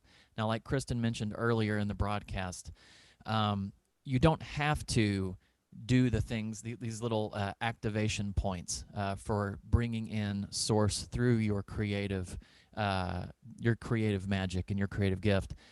But the 4 different activation journeys are going to be around visioning, meditation, and then there's one for creative writing, and then there's one for drawing, and then there's one for painting and drawing, and then there's one for dancing and movement. And so we've just been having so much fun coming up with this container for all of you to step into and experience and be bathed in the music that we're going to be creating live and improvised, but also to call each of you who feel inspired to open to what your voice and your gift is in this world and really activate and awaken that potential. Aw. Kristen, do you want to add any That was so beautifully shared. extra sauce on that? Yeah, I just feel like both Cornflower and I, we both feel like our main mission in life is to create and open up spaces of inspiration so that you can remember through the music as a catalyst, remember what your own creative spark is. We each have an incredible, unique gift, and so many of us have many, many unique gifts, but this is going to be a time for you to just, it's a no judgment zone, no self-judgment. Nobody's judging. It's a time to just experiment and flow and tune into the music and have fun and either just listen or try the exercises and, share or don't share. It's all up to you. It's a total free flow zone. And we're just so excited. When I was studying with Bobby McFerrin, he talked about the mistake-free zone. It's so important when we step into circle. Not all of us are used to opening our voice, and there's trauma there, and there's fear. And, it's so important to know that your participation, just your presence alone, is activating this creative potential. Just your presence, just showing up. And just like my dad used to say, you put your feet on the earth after you wake up, you throw your feet off the bed and put it on the earth. You are showing up. And so just by showing up, you're saying yes to your creative potential. So you don't actually have to engage in the prompts, but if you do, I think there's magic that awaits you. So we're so thrilled, and hopefully you'll join us. Yay. Thank you, guys. Again, I'll pull up a couple things. And we want to thank Scott and Deborah and for your incredible support of this coming together and sharing in this way. So, and Lindsay, who's behind the scenes helping out and doing all kinds of magical wizardry. Thank you. Thank you, Lindsay. We are blessed. We have a really wonderful support team. Truly. And so a big thank you to Debbie Johnston and Lindsay and Jessica as we're growing this out. What's wonderful, everybody, is we are expanding our offerings. We're doing at least one big special event each month now. And of course, we're just really excited about how this is all growing for all of you, the Global Peace Tribe. So again, do join us on June 6th. It's going to be very, very special. And we do have a limit on the number of people we can, have join us. So register now, don't wait. And I also just want to remind people that a lot of people are asking, how do I get more Kristen Hoffman? How do I get that song? How do I get her music? And her website is her name, Kristen, Kristin, Hoffman with 2 Fs, HOFFMANN, 2 Fs, 2 Ns, KristenHoffman.com. And thank you, Scott. And if anyone's looking for the song, you're just going to have to watch the show again because it was just created now with your intention. So maybe it will be recorded in the future. Absolutely. And everybody, that's why you want to join our Zoom room and register with us, because we will send out an email on Monday with our YouTube link to the entire show. And then you'll have the YouTube link and you can listen to Kristen over and over, and then to Cornflower over and over, and all the beautiful things that are taking place tonight. So thank you. And I'm going to turn it back over to our co-host, Teresa. Oh, that was amazing. Well, and the show continues as we continue to pulse the planet with our love as an island of coherence. And I'm excited to bring on our next guest, Chris Decker, who's joining us. They're getting ready for the big celebration of love that we just was sharing about earlier in the show. Chris, in our pre-show, we shared the little video, which we'll share again. And we've been talking about the Festival of Love, and I'm so happy to have you on. Chris is a co-founder of Uplift. He has been someone who has been involved in some of the early days of creating big festivals like Earth Dance and so many others. Like, you're kind of part of the pioneering team of these synchronized events where we're pulsing the planet with love and with peace. And I'm so grateful that you came on today and that we get a little chance to have a chat about what you're up to with Uplift and about this celebration of love that's happening tomorrow and ongoingly. Thank you, Teresa. It's a great, great honor to be here with everyone and see some of my beautiful friends who I haven't seen for some time too in this amazing Pulsing the Planet with Love session that you're hosting. Thank you for your great work. And I just want to honor Kristen. That piece just completely, wow. I really felt that energy of the breakthrough. You know, we're going through this breakdown, but we really have to allow our hearts to break, you know, in this time. And there's a lot of it going on, and it's real. And it's something that we all don't like to, you know, embrace at times, but it's just this ability to know that the breakdown is, we're all held, you know, in the breakdown. And then there is this incredible breakthrough. And Kristen, thank you so much for just beautifully holding space for that to let me feel that. And I think we all felt that in that moment. Wow. It was potent. I love you so much, brother. Thank you. Love you too.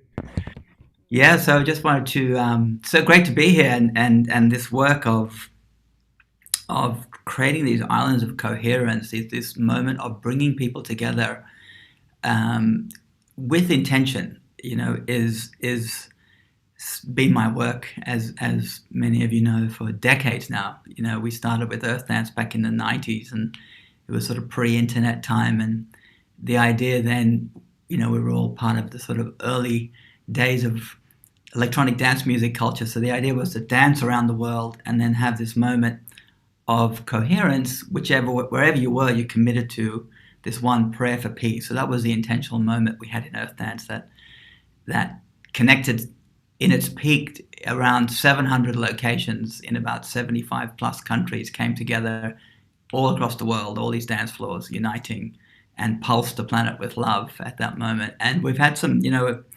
incredible stories over the decades of what happened to people, their epiphanies, to communities. It was a great journey to see that.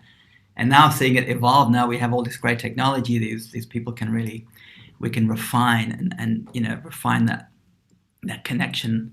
So it's great to be here. And tomorrow, I'd like to invite the global audience to join us with Uplift. We're doing a festival. It's an online festival. It's 8 hours long, and it's called the Celebration of Love Festival. And we're going to be diving deep in this festival. We've spent the last month interviewing all sorts of people from across the world, scientists, musicians, artists, and just really diving deep into what is love, you know, this great mystery, this mysterious question. And we go into the science of love as well. And many of the friends here today are also joining. And it's actually, it's more of a musical journey as well. So it's woven together, if you like. The backbone of the journey is musical expressions like what Kristen just did. So we're going to have this musical backbone, and then interspersed with these sort of expressions from different people around the world about love and going a little bit deeper. So we definitely like to invite you all to that. Because really, what is love? I mean, it's, you know, spending the last month interviewing everyone has been quite a deep revelation on so many levels, just to feel this, you know, it's like, are we loving to get something in return? It has been a big one. Like, you know, love is just such a neutral space of holding and sharing. And it is, as Bruce calls, you know, it's this incredible energy that we can't really put into a box, but it's the energy that creates life, you know, and the energy that keeps us together. And then love with joy, you know, when you have love, you have a lot of joy, and joy is this great tide that rises all the boats of humanity, and we can feel connected at such a deep level, and we need it more than ever. And it was great, some of the conversations tomorrow of when you're loving something, you have this dualistic thing, you're loving something over there, but actually love is the connection between it all. It's the coherence of bringing it all together. So it's a very interesting conversations that came up in this session we had. So you'll get to hear a lot of that tomorrow. Yeah, we're so excited that you have the celebration of love. And I'm glad you made it for tomorrow, because we had the pulse this morning. I know. We have Saturday Night Alive tonight. So we're pulsing the field, getting ready for this festival celebrating love. And the other Teresa, thing I which is love, such great synchro-mystical, we say, Yes. you know, it's like synchro-mystical, that you are already in this, you know, mode of creating this love pulse. And of course you have the global coherence pulse, which is just amazing. And I also honor you for your work. Such an important pulse to have monthly. But then for whatever reason, we've joined together in the great mystical flow, and we have a weekend of love and pulsing the planet with love. So it couldn't be better timed. yeah. Well, I've claimed that we're actually having a love fest, and that we've started it this morning, and we're going on tonight, and then you're doing tomorrow, and then we have Illuminate Film Festival, and on and on and on and on as each one of us, those of us in heart-centered coherence, begin to express our passion and purpose in these events and opportunities for us to come together. So, you know, one thing I'm really excited about with tomorrow, it's also love and action. Do you just want to say something about the focus? Because it seems like Uplift is actually redesigning itself, and that its commitment is to actually showcase love in action wherever we see it. And I think that that's a really potent and powerful message. And yeah, I think it's important. Yeah, no, thank you for that. Yeah, look, our new direction is to really highlight where love hits the ground, if you like. So and that's in many, many ways. And also we're highlighting a lot of organizations around the world who are doing great work, where you can really take love into the field, if you like, and be of service. So tomorrow we'll be also sharing a lot of these projects and project leaders and founders who are doing this work. And the new direction of Uplift. So Uplift is now the new URL, which will be launched, I think tomorrow actually even. It's uplift.love. So we're merging everything over from Uplift Connect, which everyone's used to, now into this uplift.love site, which will be a lot of conversations and stories around love in action, and really inspiring people to go out and take action, where we can take love into the field and really make it, you know, just really commit to that. Beautiful. I can't wait to join you tomorrow. We have a little video. We have your video. Oh, great. So let's play that right now so people can get a feel for what's coming tomorrow.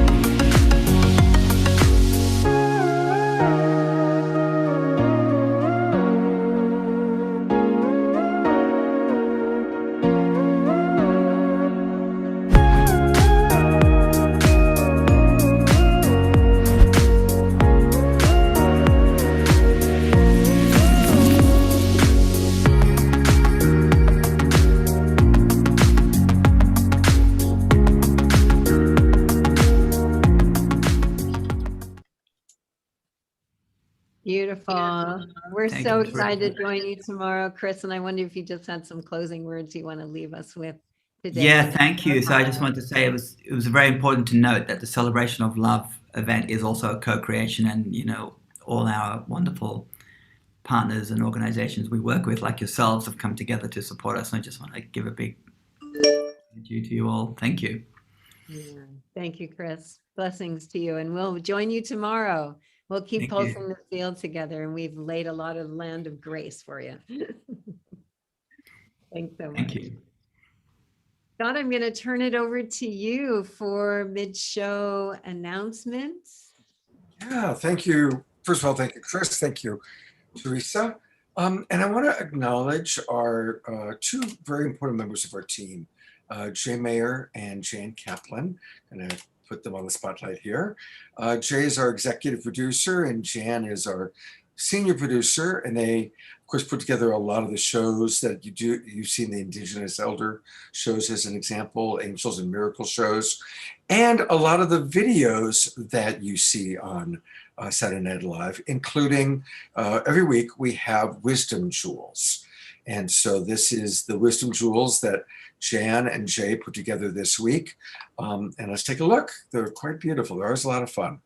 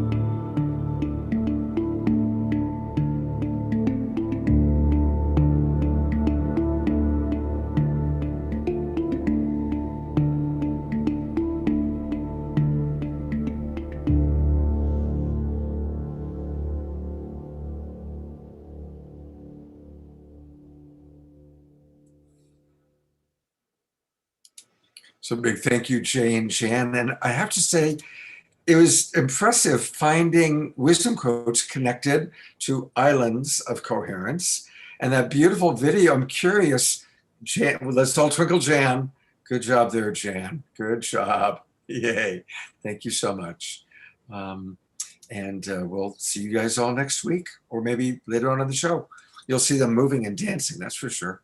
I know they love Cornflower and Kristen a lot. All right, it is time for our mid-show announcements.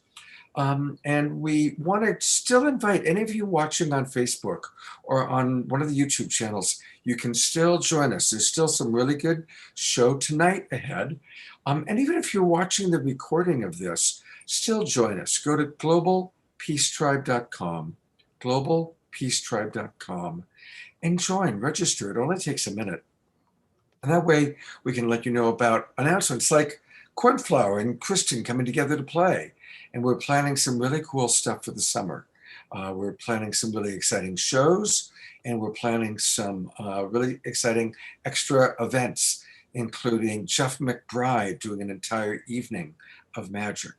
So you definitely want to know about all of that. Go to globalpeacetribe.com and register. Please do that. And again, we want to thank those of you who have been donating. And I'm going to read the names of the people who have donated in a moment. But for anybody who came in late, Manoz, one of our wonderful performers and presenters tonight, has asked us to support an organization he helped put together to bring medicine to Nepal and India. And so I want to thank the people that have donated, including our own Claudia Weiss, who donated $500. God bless you, Claudia. And thank you to everybody who's been donating. A lot of you have done it anonymously, but it's really beautiful. Susie Karasik, one of our dear friends, thank you. Reverend Jeffrey, a lot of anonymous donors, thank you so much. Christine, Ayada, Pamela, Amy, David, Teresa Collins, God bless you. Jan Kaplan, you're a gem, thank you. Maya, and so it goes. So please, thank you everyone so much for your donations. And again, I know that Deborah's going to put it up in the chat box, but here's the website. We're looking to raise $15,000. We're at about 9,000. Let's make it up. Let's get up to $10,000 today. All right. I'd really love to see us all chip in, and by the end of the evening, let's get to that $10,000 mark tonight with your love and your support. Let's really go for that. All right. So thank you. And to continue with some of our mid-show announcements, here's Deborah. Thank you, Scott. I also want to thank everyone. This is such a beautiful show tonight, and it's always beautiful when Teresa comes on, but I agree with Scott. I think it just keeps increasing and increasing, and I think it's all of us tuning into this powerful message and being together in the way that we have during these incredible times. So I'm so grateful to all the presenters and Teresa. And to all of you who are with us now. And again, thank you for all the donations, the green love that comes in to support our brothers and sisters in Nepal and India is really important. So thank you so much. And we are going to continue with a season 6. So look out for that. And it's going to be an incredible mix of appreciating the past and manifesting our positive future. And we'd still love your opinions on all kinds of things. So I'm going to put our survey in the chat box, and it's in our email that goes out. So please voice your opinion on what you'd like to see and all the things that we're asking in the survey. Also, we're always looking for volunteers to help us. We have a special social media outreach. And so if social media is your superpower and you'd like to help this grow, please fill out our volunteer form and we'll get in touch with you. And thank you for spreading the word on this. Word of mouth is the most golden of promotion. So we love you telling your friends and sharing our promo video and sharing the emails that we send you. So please spread the word for this. And one more thing, you can actually pay it forward and turn your friends and your family onto a subscription. So I'm going to put that link in the chat room where you can actually give away a gift subscription of Saturday Night Alive. And we've got a whole 6 shows coming up for you still for season 5, Time to Thrive. And we've got an amazing show next week, very powerful. This is something that has been Scott's very precious heart call to do this. And we have an incredible video to share with you that will give you a taste of what you're going to see. So Scott, would you like to share the video and share about what's up for next week? Absolutely. Here we go. Someone's in depression. That is a cauldron of transformation. Something is dying and something is being born. Ask, what is being born in me right now in the midst of this death? What is being resurrected in the midst of this crucifixion? What is rising in the midst of this phoenix dying? What's trying to happen? We ask that question. I'm telling you, an answer will come. We are here to provide support. And that's why we're doing a very special edition of Saturday Night Alive with the Global Peace Tribe on May 22nd. I've invited some of the people I have the highest of respect for to come in and talk about the best tips, tools, and practices for crisis intervention. So please join us. Highlighting our evening, is going to be someone I have the greatest respect for that I've known for a very long time, Reverend Michael Bernard Beckwith from Agape International. Also, as my co-host is T.J. Woodward, who is a brilliant author, teacher. He wrote the book Conscious Recovery. We're going to have select video excerpts from Gabor Mate and that wily rascal Russell Brand. We've also invited other leaders in the field, including Roland Williams, Annie Rogers, Leland Holgate, and Jerry Anderson. For our musical support, I've invited people that have a strong connection to these issues, including Johanna Beekman, Valerie Romanoff, and Austin Lillesey. Of course, Deborah Giusti and I will be co-hosting along with TJ. So please join us on Saturday night, May 22nd, for a very important edition of our show. Thank you for watching. Yeah, you know, this is probably the most significant topic of a domestic nature that we've approached. And so as a result, in addition to what we're going to be doing on Saturday night, I'm dedicating 2 straight weeks of my Friday night Straight Talk show, 2 straight weeks of my Sacred Sunday show, to going more in depth with the leaders that we're bringing on board to help us. So I'm sure all of us know somebody dealing with depression, alcoholism, addiction, recovery issues, suicidal fantasies. And so these are going to be very important shows to watch to learn how to support your family, or even if you're dealing with any of those things. If you're dealing with those things, reach out to us. We love you. We're here for you. All right. So thank you very much. Yeah, as you can tell, it's very important and precious to my heart. I do want to just very briefly mention the upcoming shows that we have at the end of this season. You know, we do this show in seasons of 13 weeks. And so after our addiction and recovery show, Mark Sims, Whitley Streiber, Alan Steinfeld, and many of your other galactic friends are going to be joining us as we talk about making contact.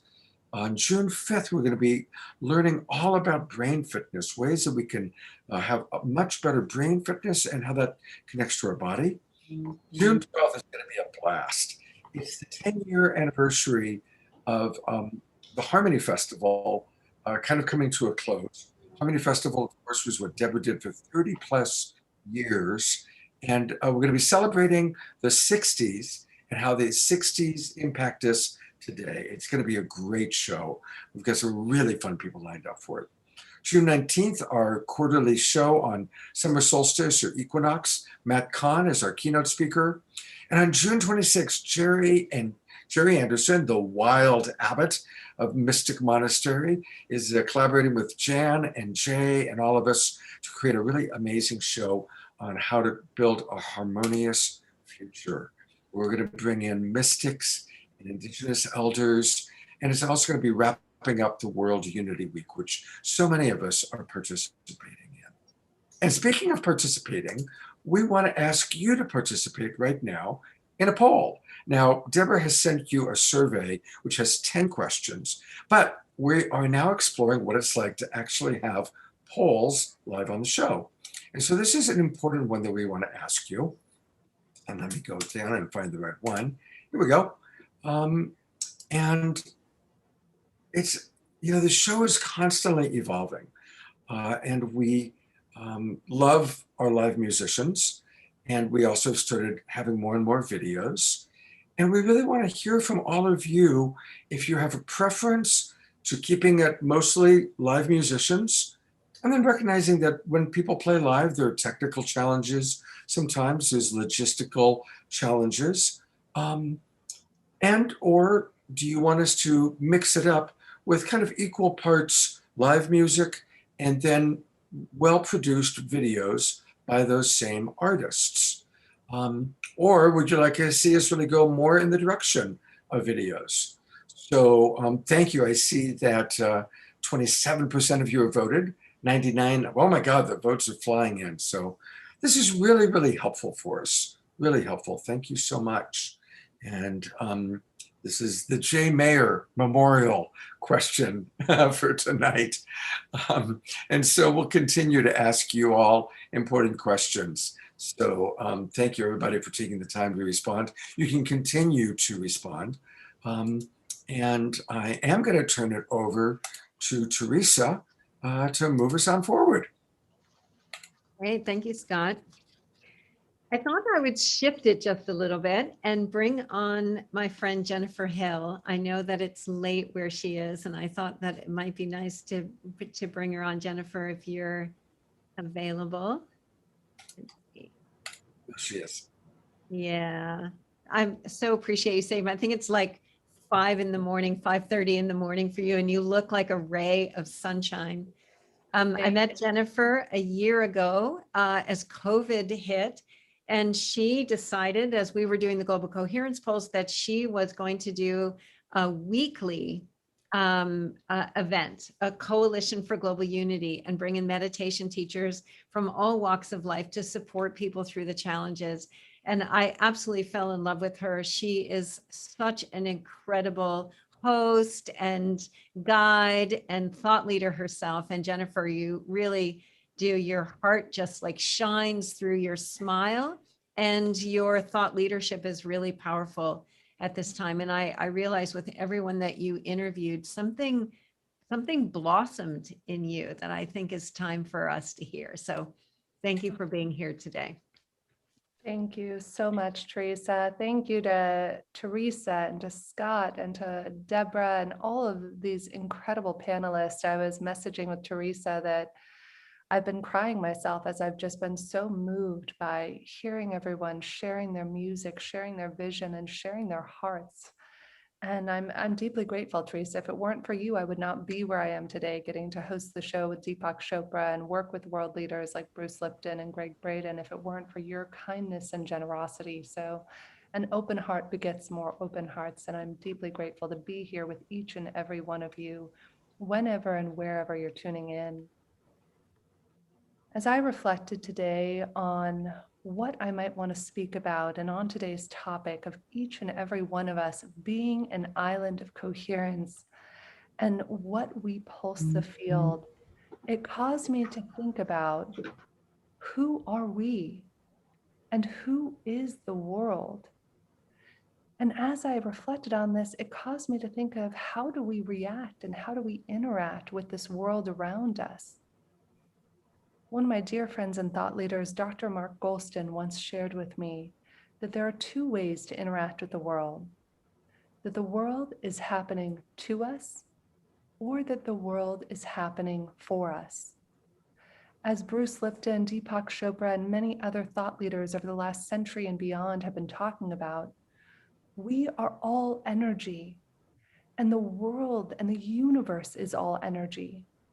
And so if we are energy and the world around us is energy, this begets the question, how do we come into greater harmony and coherence with ourselves, one another, and the world around us? I was recently watching a movie called Raya and the Last Dragon. Now, some of you might be thinking it's 4:30 a.m. and why is Jennifer bringing up a Disney movie here on a topic on coherence and what we pulse the field? Well, at the time that I was watching that movie, I had just gone through a major breakdown in my life. I had somebody who I loved very dearly and deeply, and we had a major disagreement. And I don't know if you've ever had this experience, but for me, in that moment, it felt earth-shattering. It felt like my heart was breaking when you have somebody you love.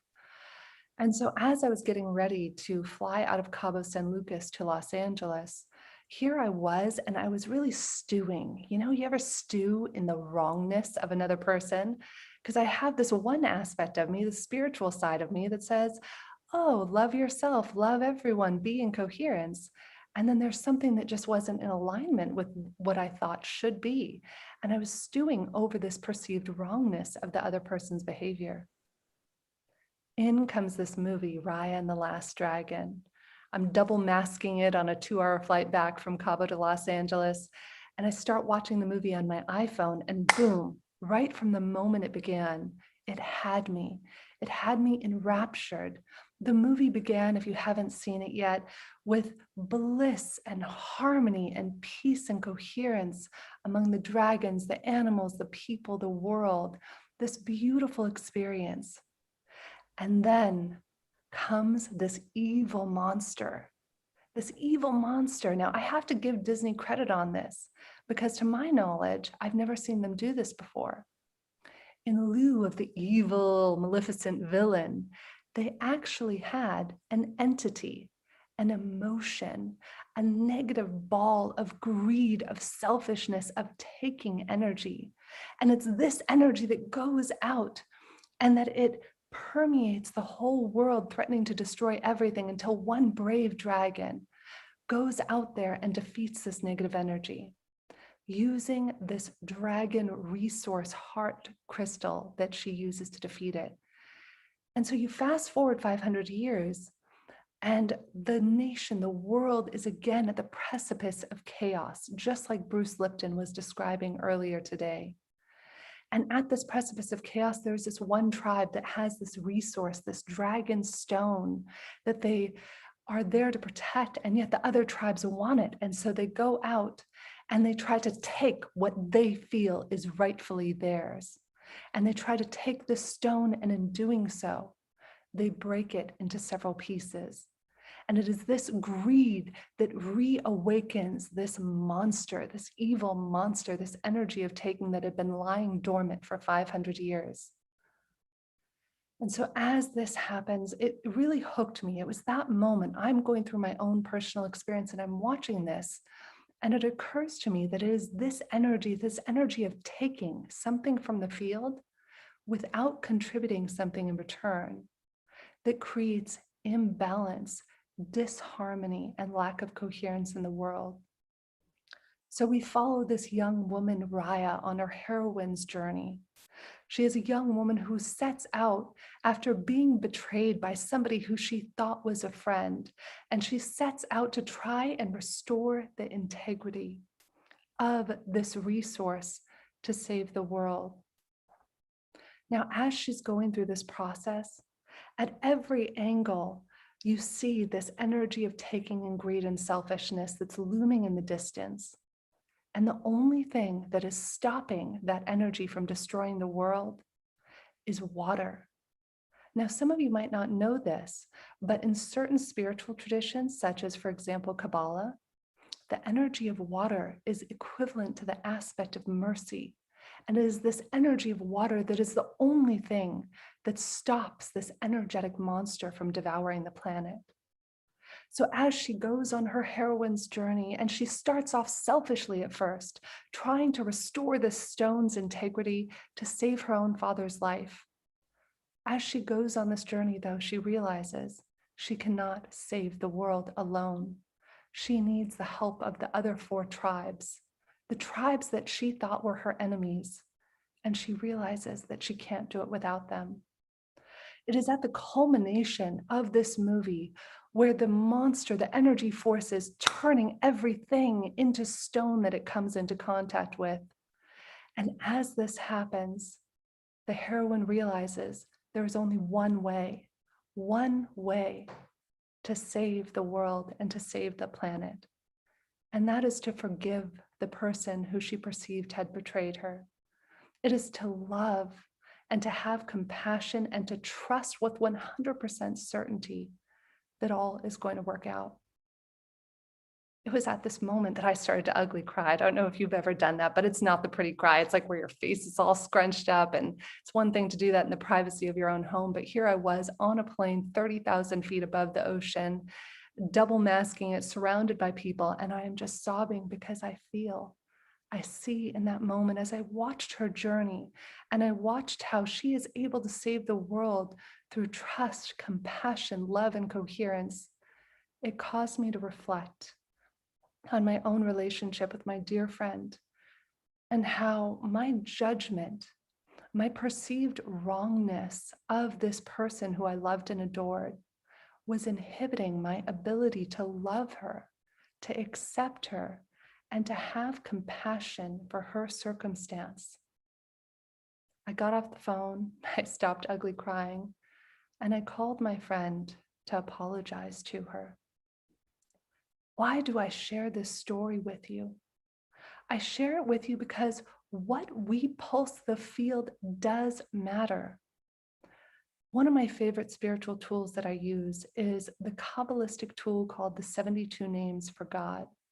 Now, these are profound tools.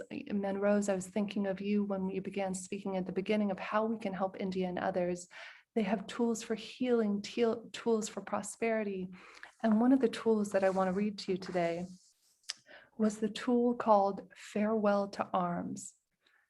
And here's what it says. They ask you to meditate on the letters. You use these ancient letters, these Aramaic letters. And the one for this one is Mem Bet He. And again, it's called Farewell to Arms. And they ask you as you meditate on this to reflect on the following statement. Conflict and war among nations begins with friction between individual people. A nation at war is simply the effect of spiritual darkness born of animosity and intolerance among individuals who comprise the nation. As long as brothers or friends can find reasons to clash with one another, nations will devise reasons for bloody battles. All of this energy, just like the evil monster that was in that movie, that energy can be used to destroy. Or when we insert love, compassion, coherence, and cooperation, trust and forgiveness, as Raya did, that energy can be used to build and create. Now, I wish that I had magic fairy dust and poof, boom, all of us around the world would love, forgive, trust, accept one another. Though I understand that this is not a momentary, brief fix. This is a journey that we all get to be on together. In order to reflect love and coherence in the field, first, we have this opportunity to reflect love and compassion towards ourselves. As a dear friend of mine, Arthur Samuel Joseph, taught me, he said, Jennifer, every day we have the opportunity to look at ourselves in the mirror and to say, I love you. You are an extraordinary person and you are doing extraordinary things. And it is only when we do this, it is only when we love ourselves, and I even challenge you, an exercise that I was given to do when I was at one of my darkest moments last year during the pandemic. It came to me in a meditation to write out all of the areas and the things that I had not accepted myself, that I had not forgiven for myself, that I was still judging myself for, and to put my right hand on my heart and to one by one go through and say, I love you and accept you, Jennifer Hill, that you hurt someone. I love you and accept you that you judge someone. And you can write this list for yourself and you insert your own name as you say this. And this is what we are here to do. It is only when we first learn to pulse ourselves with love that we will then be able to pulse the field with love. I'm Jennifer K. Hill, and it has been an honor and a privilege to join you today. Thank you. Oh, thank you so much, Jennifer. I love that story. I remember that movie too, and it had me captivated the whole time. I think it's a powerful, powerful story. And we really do. We need to watch what we're pulsing the field and really choose love, even in those moments where we feel most challenged. Thank So you. beautiful. Yeah. And if you want more of Jennifer, obviously she's on Awake TV in many, many different offerings. She's done some shows with Roland McCready and HeartMath. She has her Conscious Conversations. She's also produced that whole series of the global Global Days of, no. The Coalition for Global Unity. So I did this Coalition for Global Unity. There we go. So there's lots there. Thank you so much, Jennifer. I really appreciate, love you so much. Love you too. And thank you so much. Sending much love to everybody out there. Thank you. So we just have a few more things. We have some real fun to be had. I'm going to bring in Manoj, and he created a very, very fun and special video during COVID. We played it this morning during our Global Coherence Pulse. We all loved it, and it's going to bring us some love and joy as we begin to wrap up our evening. We'll have Manoj. We'll have a few announcements from Deborah on some events that they recommend, including the Illuminate Festival with Danette, and then we'll close out with Cornflower. So don't go anywhere because this is going to be fun.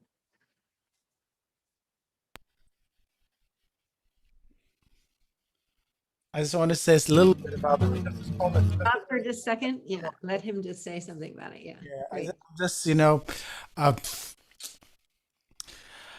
the video, I edited it, I filmed it, and of course my family, my beloved, my daughter, and my friends helped me to dress and stuff. I've been traveling for the last 20 years, and this year, being home, being bored, and that's what I did. So it's all from the heart, and if I can offend anybody, please forgive me. Thank you so much, and love you all, and thank you for your donation and your big heart, your stories. Love you all, and I'm with you 200%. Anything I can do from my side, I'll do it. Thank you. Thank you, Manoj. Beautiful. You got to move. You got to move. You got to move. You got to move. You may be black. You may be blue.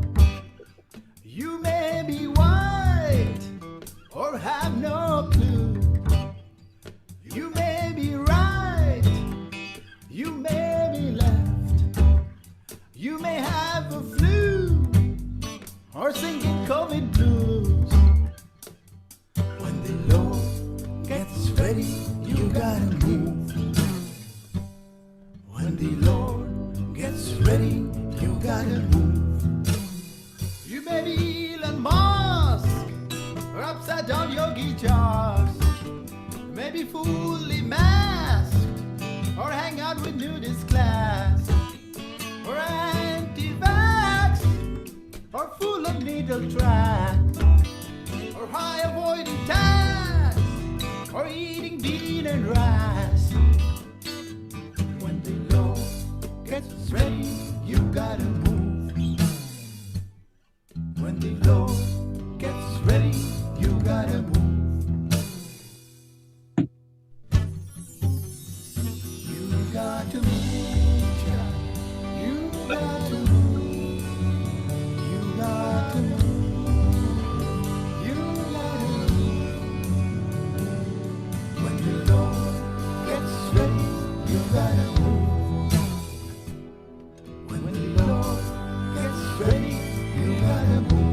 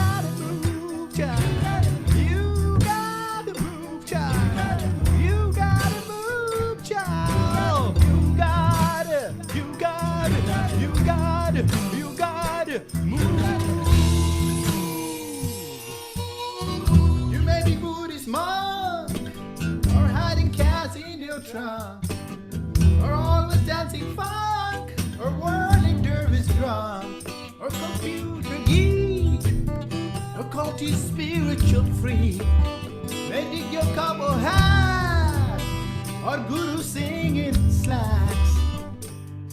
When the Lord gets ready, you gotta move. When the Lord gets ready, you gotta move.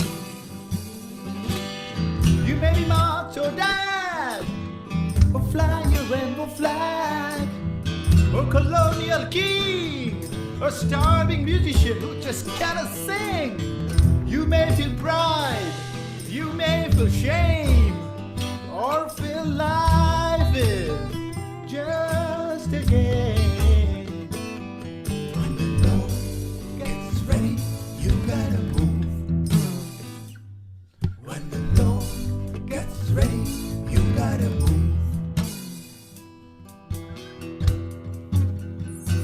You gotta move. You gotta move. You gotta move. You gotta move. When the Lord gets ready, you gotta move. When the Lord gets ready, you gotta move. When the Lord gets ready, you gotta move. You gotta move. You gotta move. You gotta move. You gotta move. You gotta move. You gotta move. You gotta move. You gotta move. You gotta move. You gotta move. You gotta move.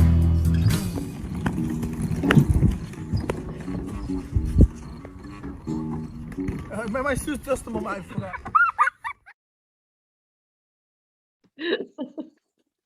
Fantastic! Oh, thank you. That was my daughter at the end, Thank you guys for bearing. Manoj, my favorite part was watching you watch yourself. That was classic. It's all my personality that coming in. Thank you, Manoj. Thank you so much. And thanks for bringing this wonderful opportunity for us to support the people in Nepal. I think we're like close to 9,500 people or something. And every Sunday on Facebook, you have your 11:11 a.m. So that will be tomorrow also. You're also on the celebration of love tomorrow. So if you want to hang out with this Manoj, there's lots of ways to do that. Thank you. Thank you. Wow, I thought there was a mistake somehow. No, I made that for you.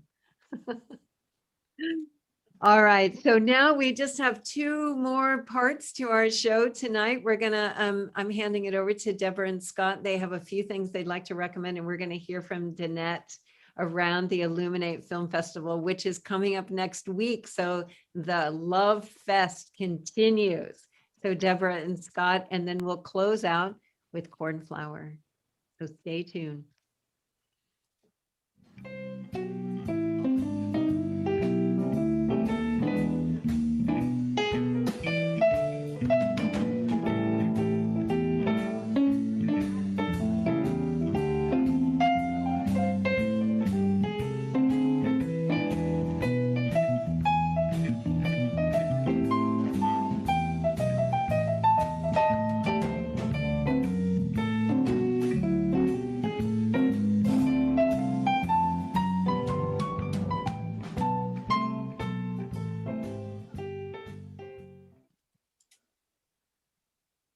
So this is part of the show where we get to share a lot of the incredible resources and virtual conferences that are happening. And I get to bring on Danette Wolpert, who is the founder and executive director of Illuminate Film Festival that is happening next week, starting Thursday. And Illuminate is one of the most incredible conscious film festival that's been taking place for the last 6 years. It happens physically in Sedona, but you can also join virtually. There's incredible luminaries, all kinds of speakers. It's really the state of the art. So I want to bring on Danette now to share about this incredible festival that she's created with an amazing team. Welcome, Danette. Thanks so much, Deborah. I'm really honored to be here with all of you and to be pulsing the planet with love. Oh my goodness. You know, a festival producer usually is running around like a chicken with no head 5 days before their festival starts. But tonight has put me into the highest frequency, and I am feeling so connected to you all and so at peace for this giant festival that we were putting on worldwide in 5 days. So before I tell you a little bit about the festival, I want to share a little bit about the journey of film and what film can actually do for our lives. And this is a little bit inspired by the sharing that I did on last night's show with Scott and Trish. And it gave me some courage because I have not shared this story with very many people, but I feel called to share it tonight. And that is that about 2 years ago, I found myself in the waiting room of a surgeon's office. And I was about to find out what kind of tumor was in my brain. And it was certainly not an easy moment for me. But what I did was I really called out to the universe for guidance. And when I found out it was a tumor that was going to, thankfully not kill me, but it was going to shorten my lifespan, and it was going to prevent me from pursuing and capitalizing on all of my dreams, I really searched and searched and searched for an answer. And I searched in a lot of places, but where I searched the most was in powerful stories. And where I searched the most was in the 5 years of films that I had recently programmed for the Illuminate Film Festival. And from those films, I learned about the mind-body connection. I learned about the power of collective consciousness. I learned about all and every different kind of healing modality. I learned that film can be thy medicine. And 2 years later, I am so happy to report that I'm sitting here before you all 100% healed. And I will tell you this, that although I had brain surgery, the surgeons did not find that brain surgery to be the healing. In fact, they were stumped that I am 100% healed, and I am officially a mystery case. So I share with you that there is so much power. There is so much power in not only film, but all the messages and the teachings and the learnings that a conscious film can share. And it is this, even though I didn't know it was for myself, I started this festival in 2014, and I wanted to share that with the world. I had no idea these films were for me too. So let me share with you our little 1-minute video of the Illuminate Film Festival.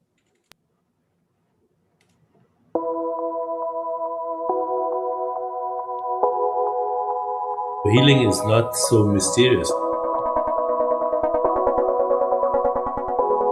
It's built into our bodies. When people can truly see how amazing they are, their light will shine a little bit brighter. Film and media can really activate and transform the planet. We can change everything around us.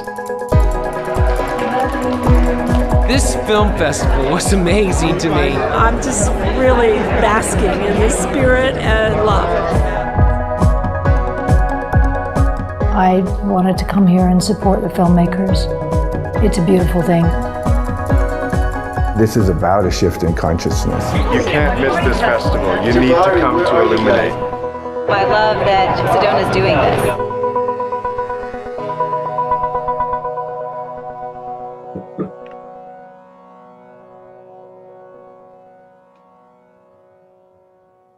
So I'd just like to take this moment to ask you, what film has been transformative for your life?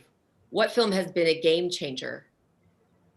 I just want to say, what if you could put every major film of the last year, the best, most paradigm shifting, life-changing films that address science and spirituality, the environment, sustainability, inspiration, finding your purpose, health, healing, and you could find the top 30 films of the year. And you can watch them all in a week. And you can watch them right before you hear the wisdom teachers and the filmmakers right after the screening tell you really from their deepest being what this film is meant to communicate.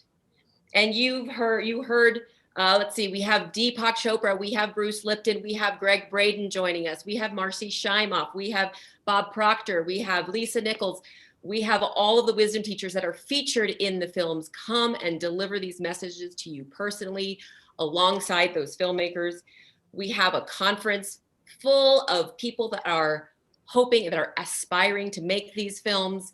And we have a big conference for them, can share lots of incredible people from the film industry, including, I mentioned Pete Docter, who just won the Oscar for Soul, which is a Disney film, which obviously reminded me, Ryan the Dragon and Jennifer Story reminded me of that. And they're all here to support the filmmakers to make more of these conscious films so they can elevate the planet. And they're here to support you and your shining journey of evolution. And that way we can all pulse ourselves with more love and pulse the field with more love. Thanks, everybody. If you want to volunteer and earn some free tickets, go to illuminatefilmfestival.com and just let them know what, let our folks know what you'd like to do. If you'd like to share or market or promote, or you'd like to volunteer in another way from afar, you can earn yourself some free storytelling magic. Thanks, everybody. Thank you, Danette, for just an amazing job that you're doing. And I really want to encourage people, watch the replay. It's on YouTube. I've been posting it in the chat box. Hopefully Deborah will post it on Facebook. It's an amazing show where Danette goes a little bit deeper into her story. Maya, her senior programmer, is there.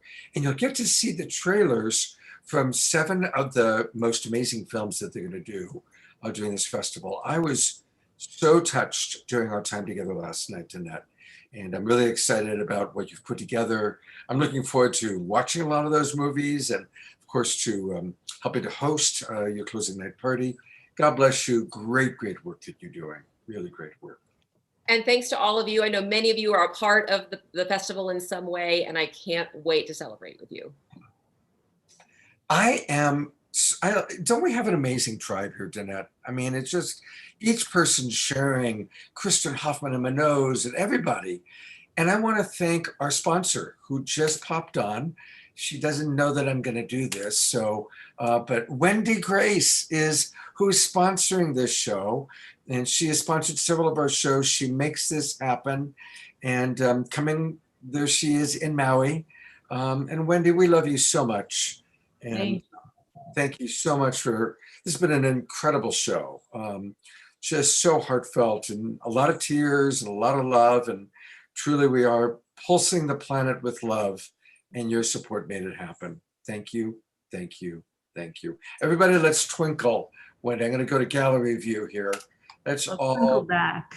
Let's all twinkle. I'll twinkle, everybody. We'll all twinkle. I want to twinkle too. Love you, Wendy. Okay. Yeah. Thank you so much, Wendy. Thank you so much. Yeah. All right. So a couple of other things that we want to just let everybody know about. every Sunday morning I do a show called Sacred Sundays with Friends. And tomorrow we're going to have a deep dive with our dear friend, Danyan Brinkley. You'll recall that Danyan was on the show a few weeks ago when we had a show dedicated to death, dying, and near-death experiences. And tomorrow morning at 10 o'clock Pacific time, 1 o'clock Eastern, Danyan is going to demonstrate how we can connect with loved ones on the other side. I've watched Danyan do this. I've watched him work with people and actually take them to a higher plane of existence. He's an amazing human being. He's a lot of fun. He's very playful. So please do join us. Deborah will put into the chat box the link, because it's best if you really want to participate. It's going to be a very participatory morning, or day, I should say. Come on into the Zoom room with us. And Danyan asked that you bring a bowl of water, a pinch of salt, and a photograph or keepsake from the person that you are wanting to support. Then the last thing on our Global Peace Tribe Recommends is that next weekend we are starting this incredible series of programs all about dealing with addiction, recovery, alcoholism, depression, suicide. So please join us for Straight Talk on Friday night. Of course, the Saturday Night Live show where we're going to have Reverend Michael. We're going to have Reverend Michael on Straight Talk also, actually. And the Sacred Sunday show where we're going to focus on crisis intervention and suicide prevention. So please do join us all next weekend. And again, this is why it's important for you to register, so we have your email address and we can send you through the week a couple of announcements letting you know very specifically what we're going to be doing. And I'm actually going to very briefly, just so we can all twinkle him, this is our sponsor for next week's show. This is Jerry Anderson, that wonderful wild abbot of the Mystic Monastery.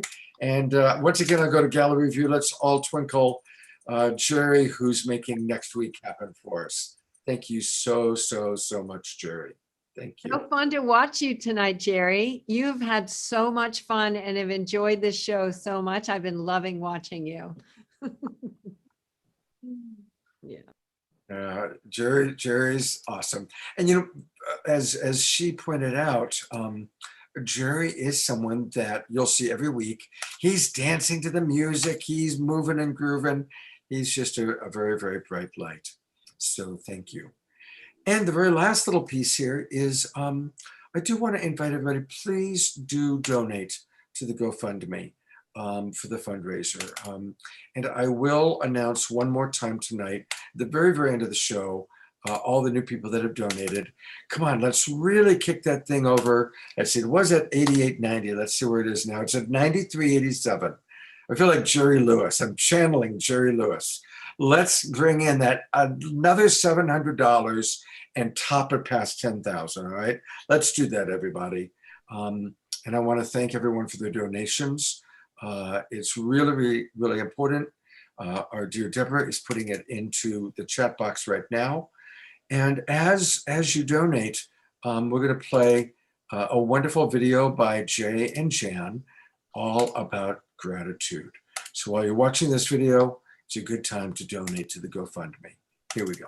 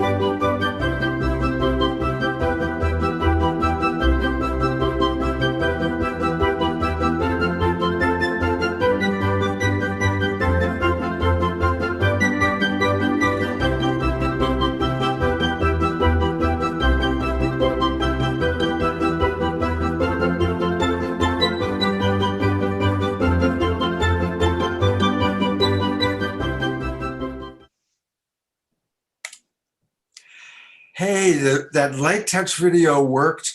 We just got a $1,000 donation. that put us over the top, past the $10,000 mark. Thank you, thank you, thank you. What a beautiful tribe we're a part of. Absolutely beautiful. Take it away there, Teresa. Thank you so much, everyone. Thank you for such a beautiful evening. And I really want to encourage you to come and join the Global Coherence Pulse that we do every month. And next month with World Unity Week, we're going to be pulsing the field every day at noon. So it's an opportunity for us to really deepen our practice. Deborah's put some links in the chat. And if you want to connect in with a community of people who are choosing to cultivate greater coherence and to become an island of coherence, join us in the Islands of Coherence. Many of the presenters, many of the organizations are all in there, and we're coming together and we're collaborating in a new way. It's a great playground. So please join us. And I just want to say thank you to everybody who added their love and their joy and their wisdom to the session tonight. And we're going to end this with Cornflower, just like we started. And let's, as we're listening to Cornflower tonight, let's take all of this love and joy that we've been feeling, even the tenderness and our heartache, and let's pulse the planet with our love. Cornflower, I love you so much. Thank you for closing our evening tonight. Thank you so much, Teresa. Thank you all for being a part of this event. It is such an honor to get to open and close with the music. And so let's not fool around here. Let's drop right in, and hopefully you will join me in moving your body.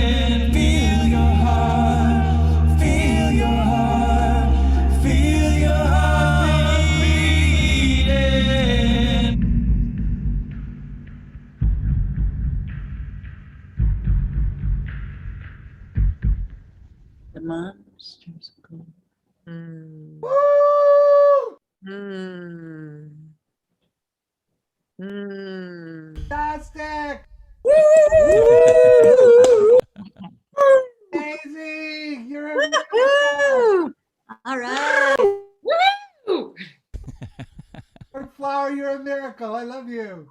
Oh, I love you all so much. If we believe that a small clusters of people living in coherence and pulsing the planet with love can help shift the system from a world fed by fear to a world led by love, which we all said that we believe, then what we did tonight was a gift for all of life. Thank you, everyone. Thank you. Let's keep it up. Thank you, Teresa. Big twinkles to Teresa. For an amazing show. Amazing job. Thank you Great. to everyone. Yeah. All right. Thank you, everybody. Get a good night's rest. Come on back for Sacred Sunday tomorrow morning, or for the celebrations of love, or all of it, or Minot's on Facebook at 11:11. We have so many wonderful offerings, don't we? It's a love fest. It's a love fest. It's a love fest. And,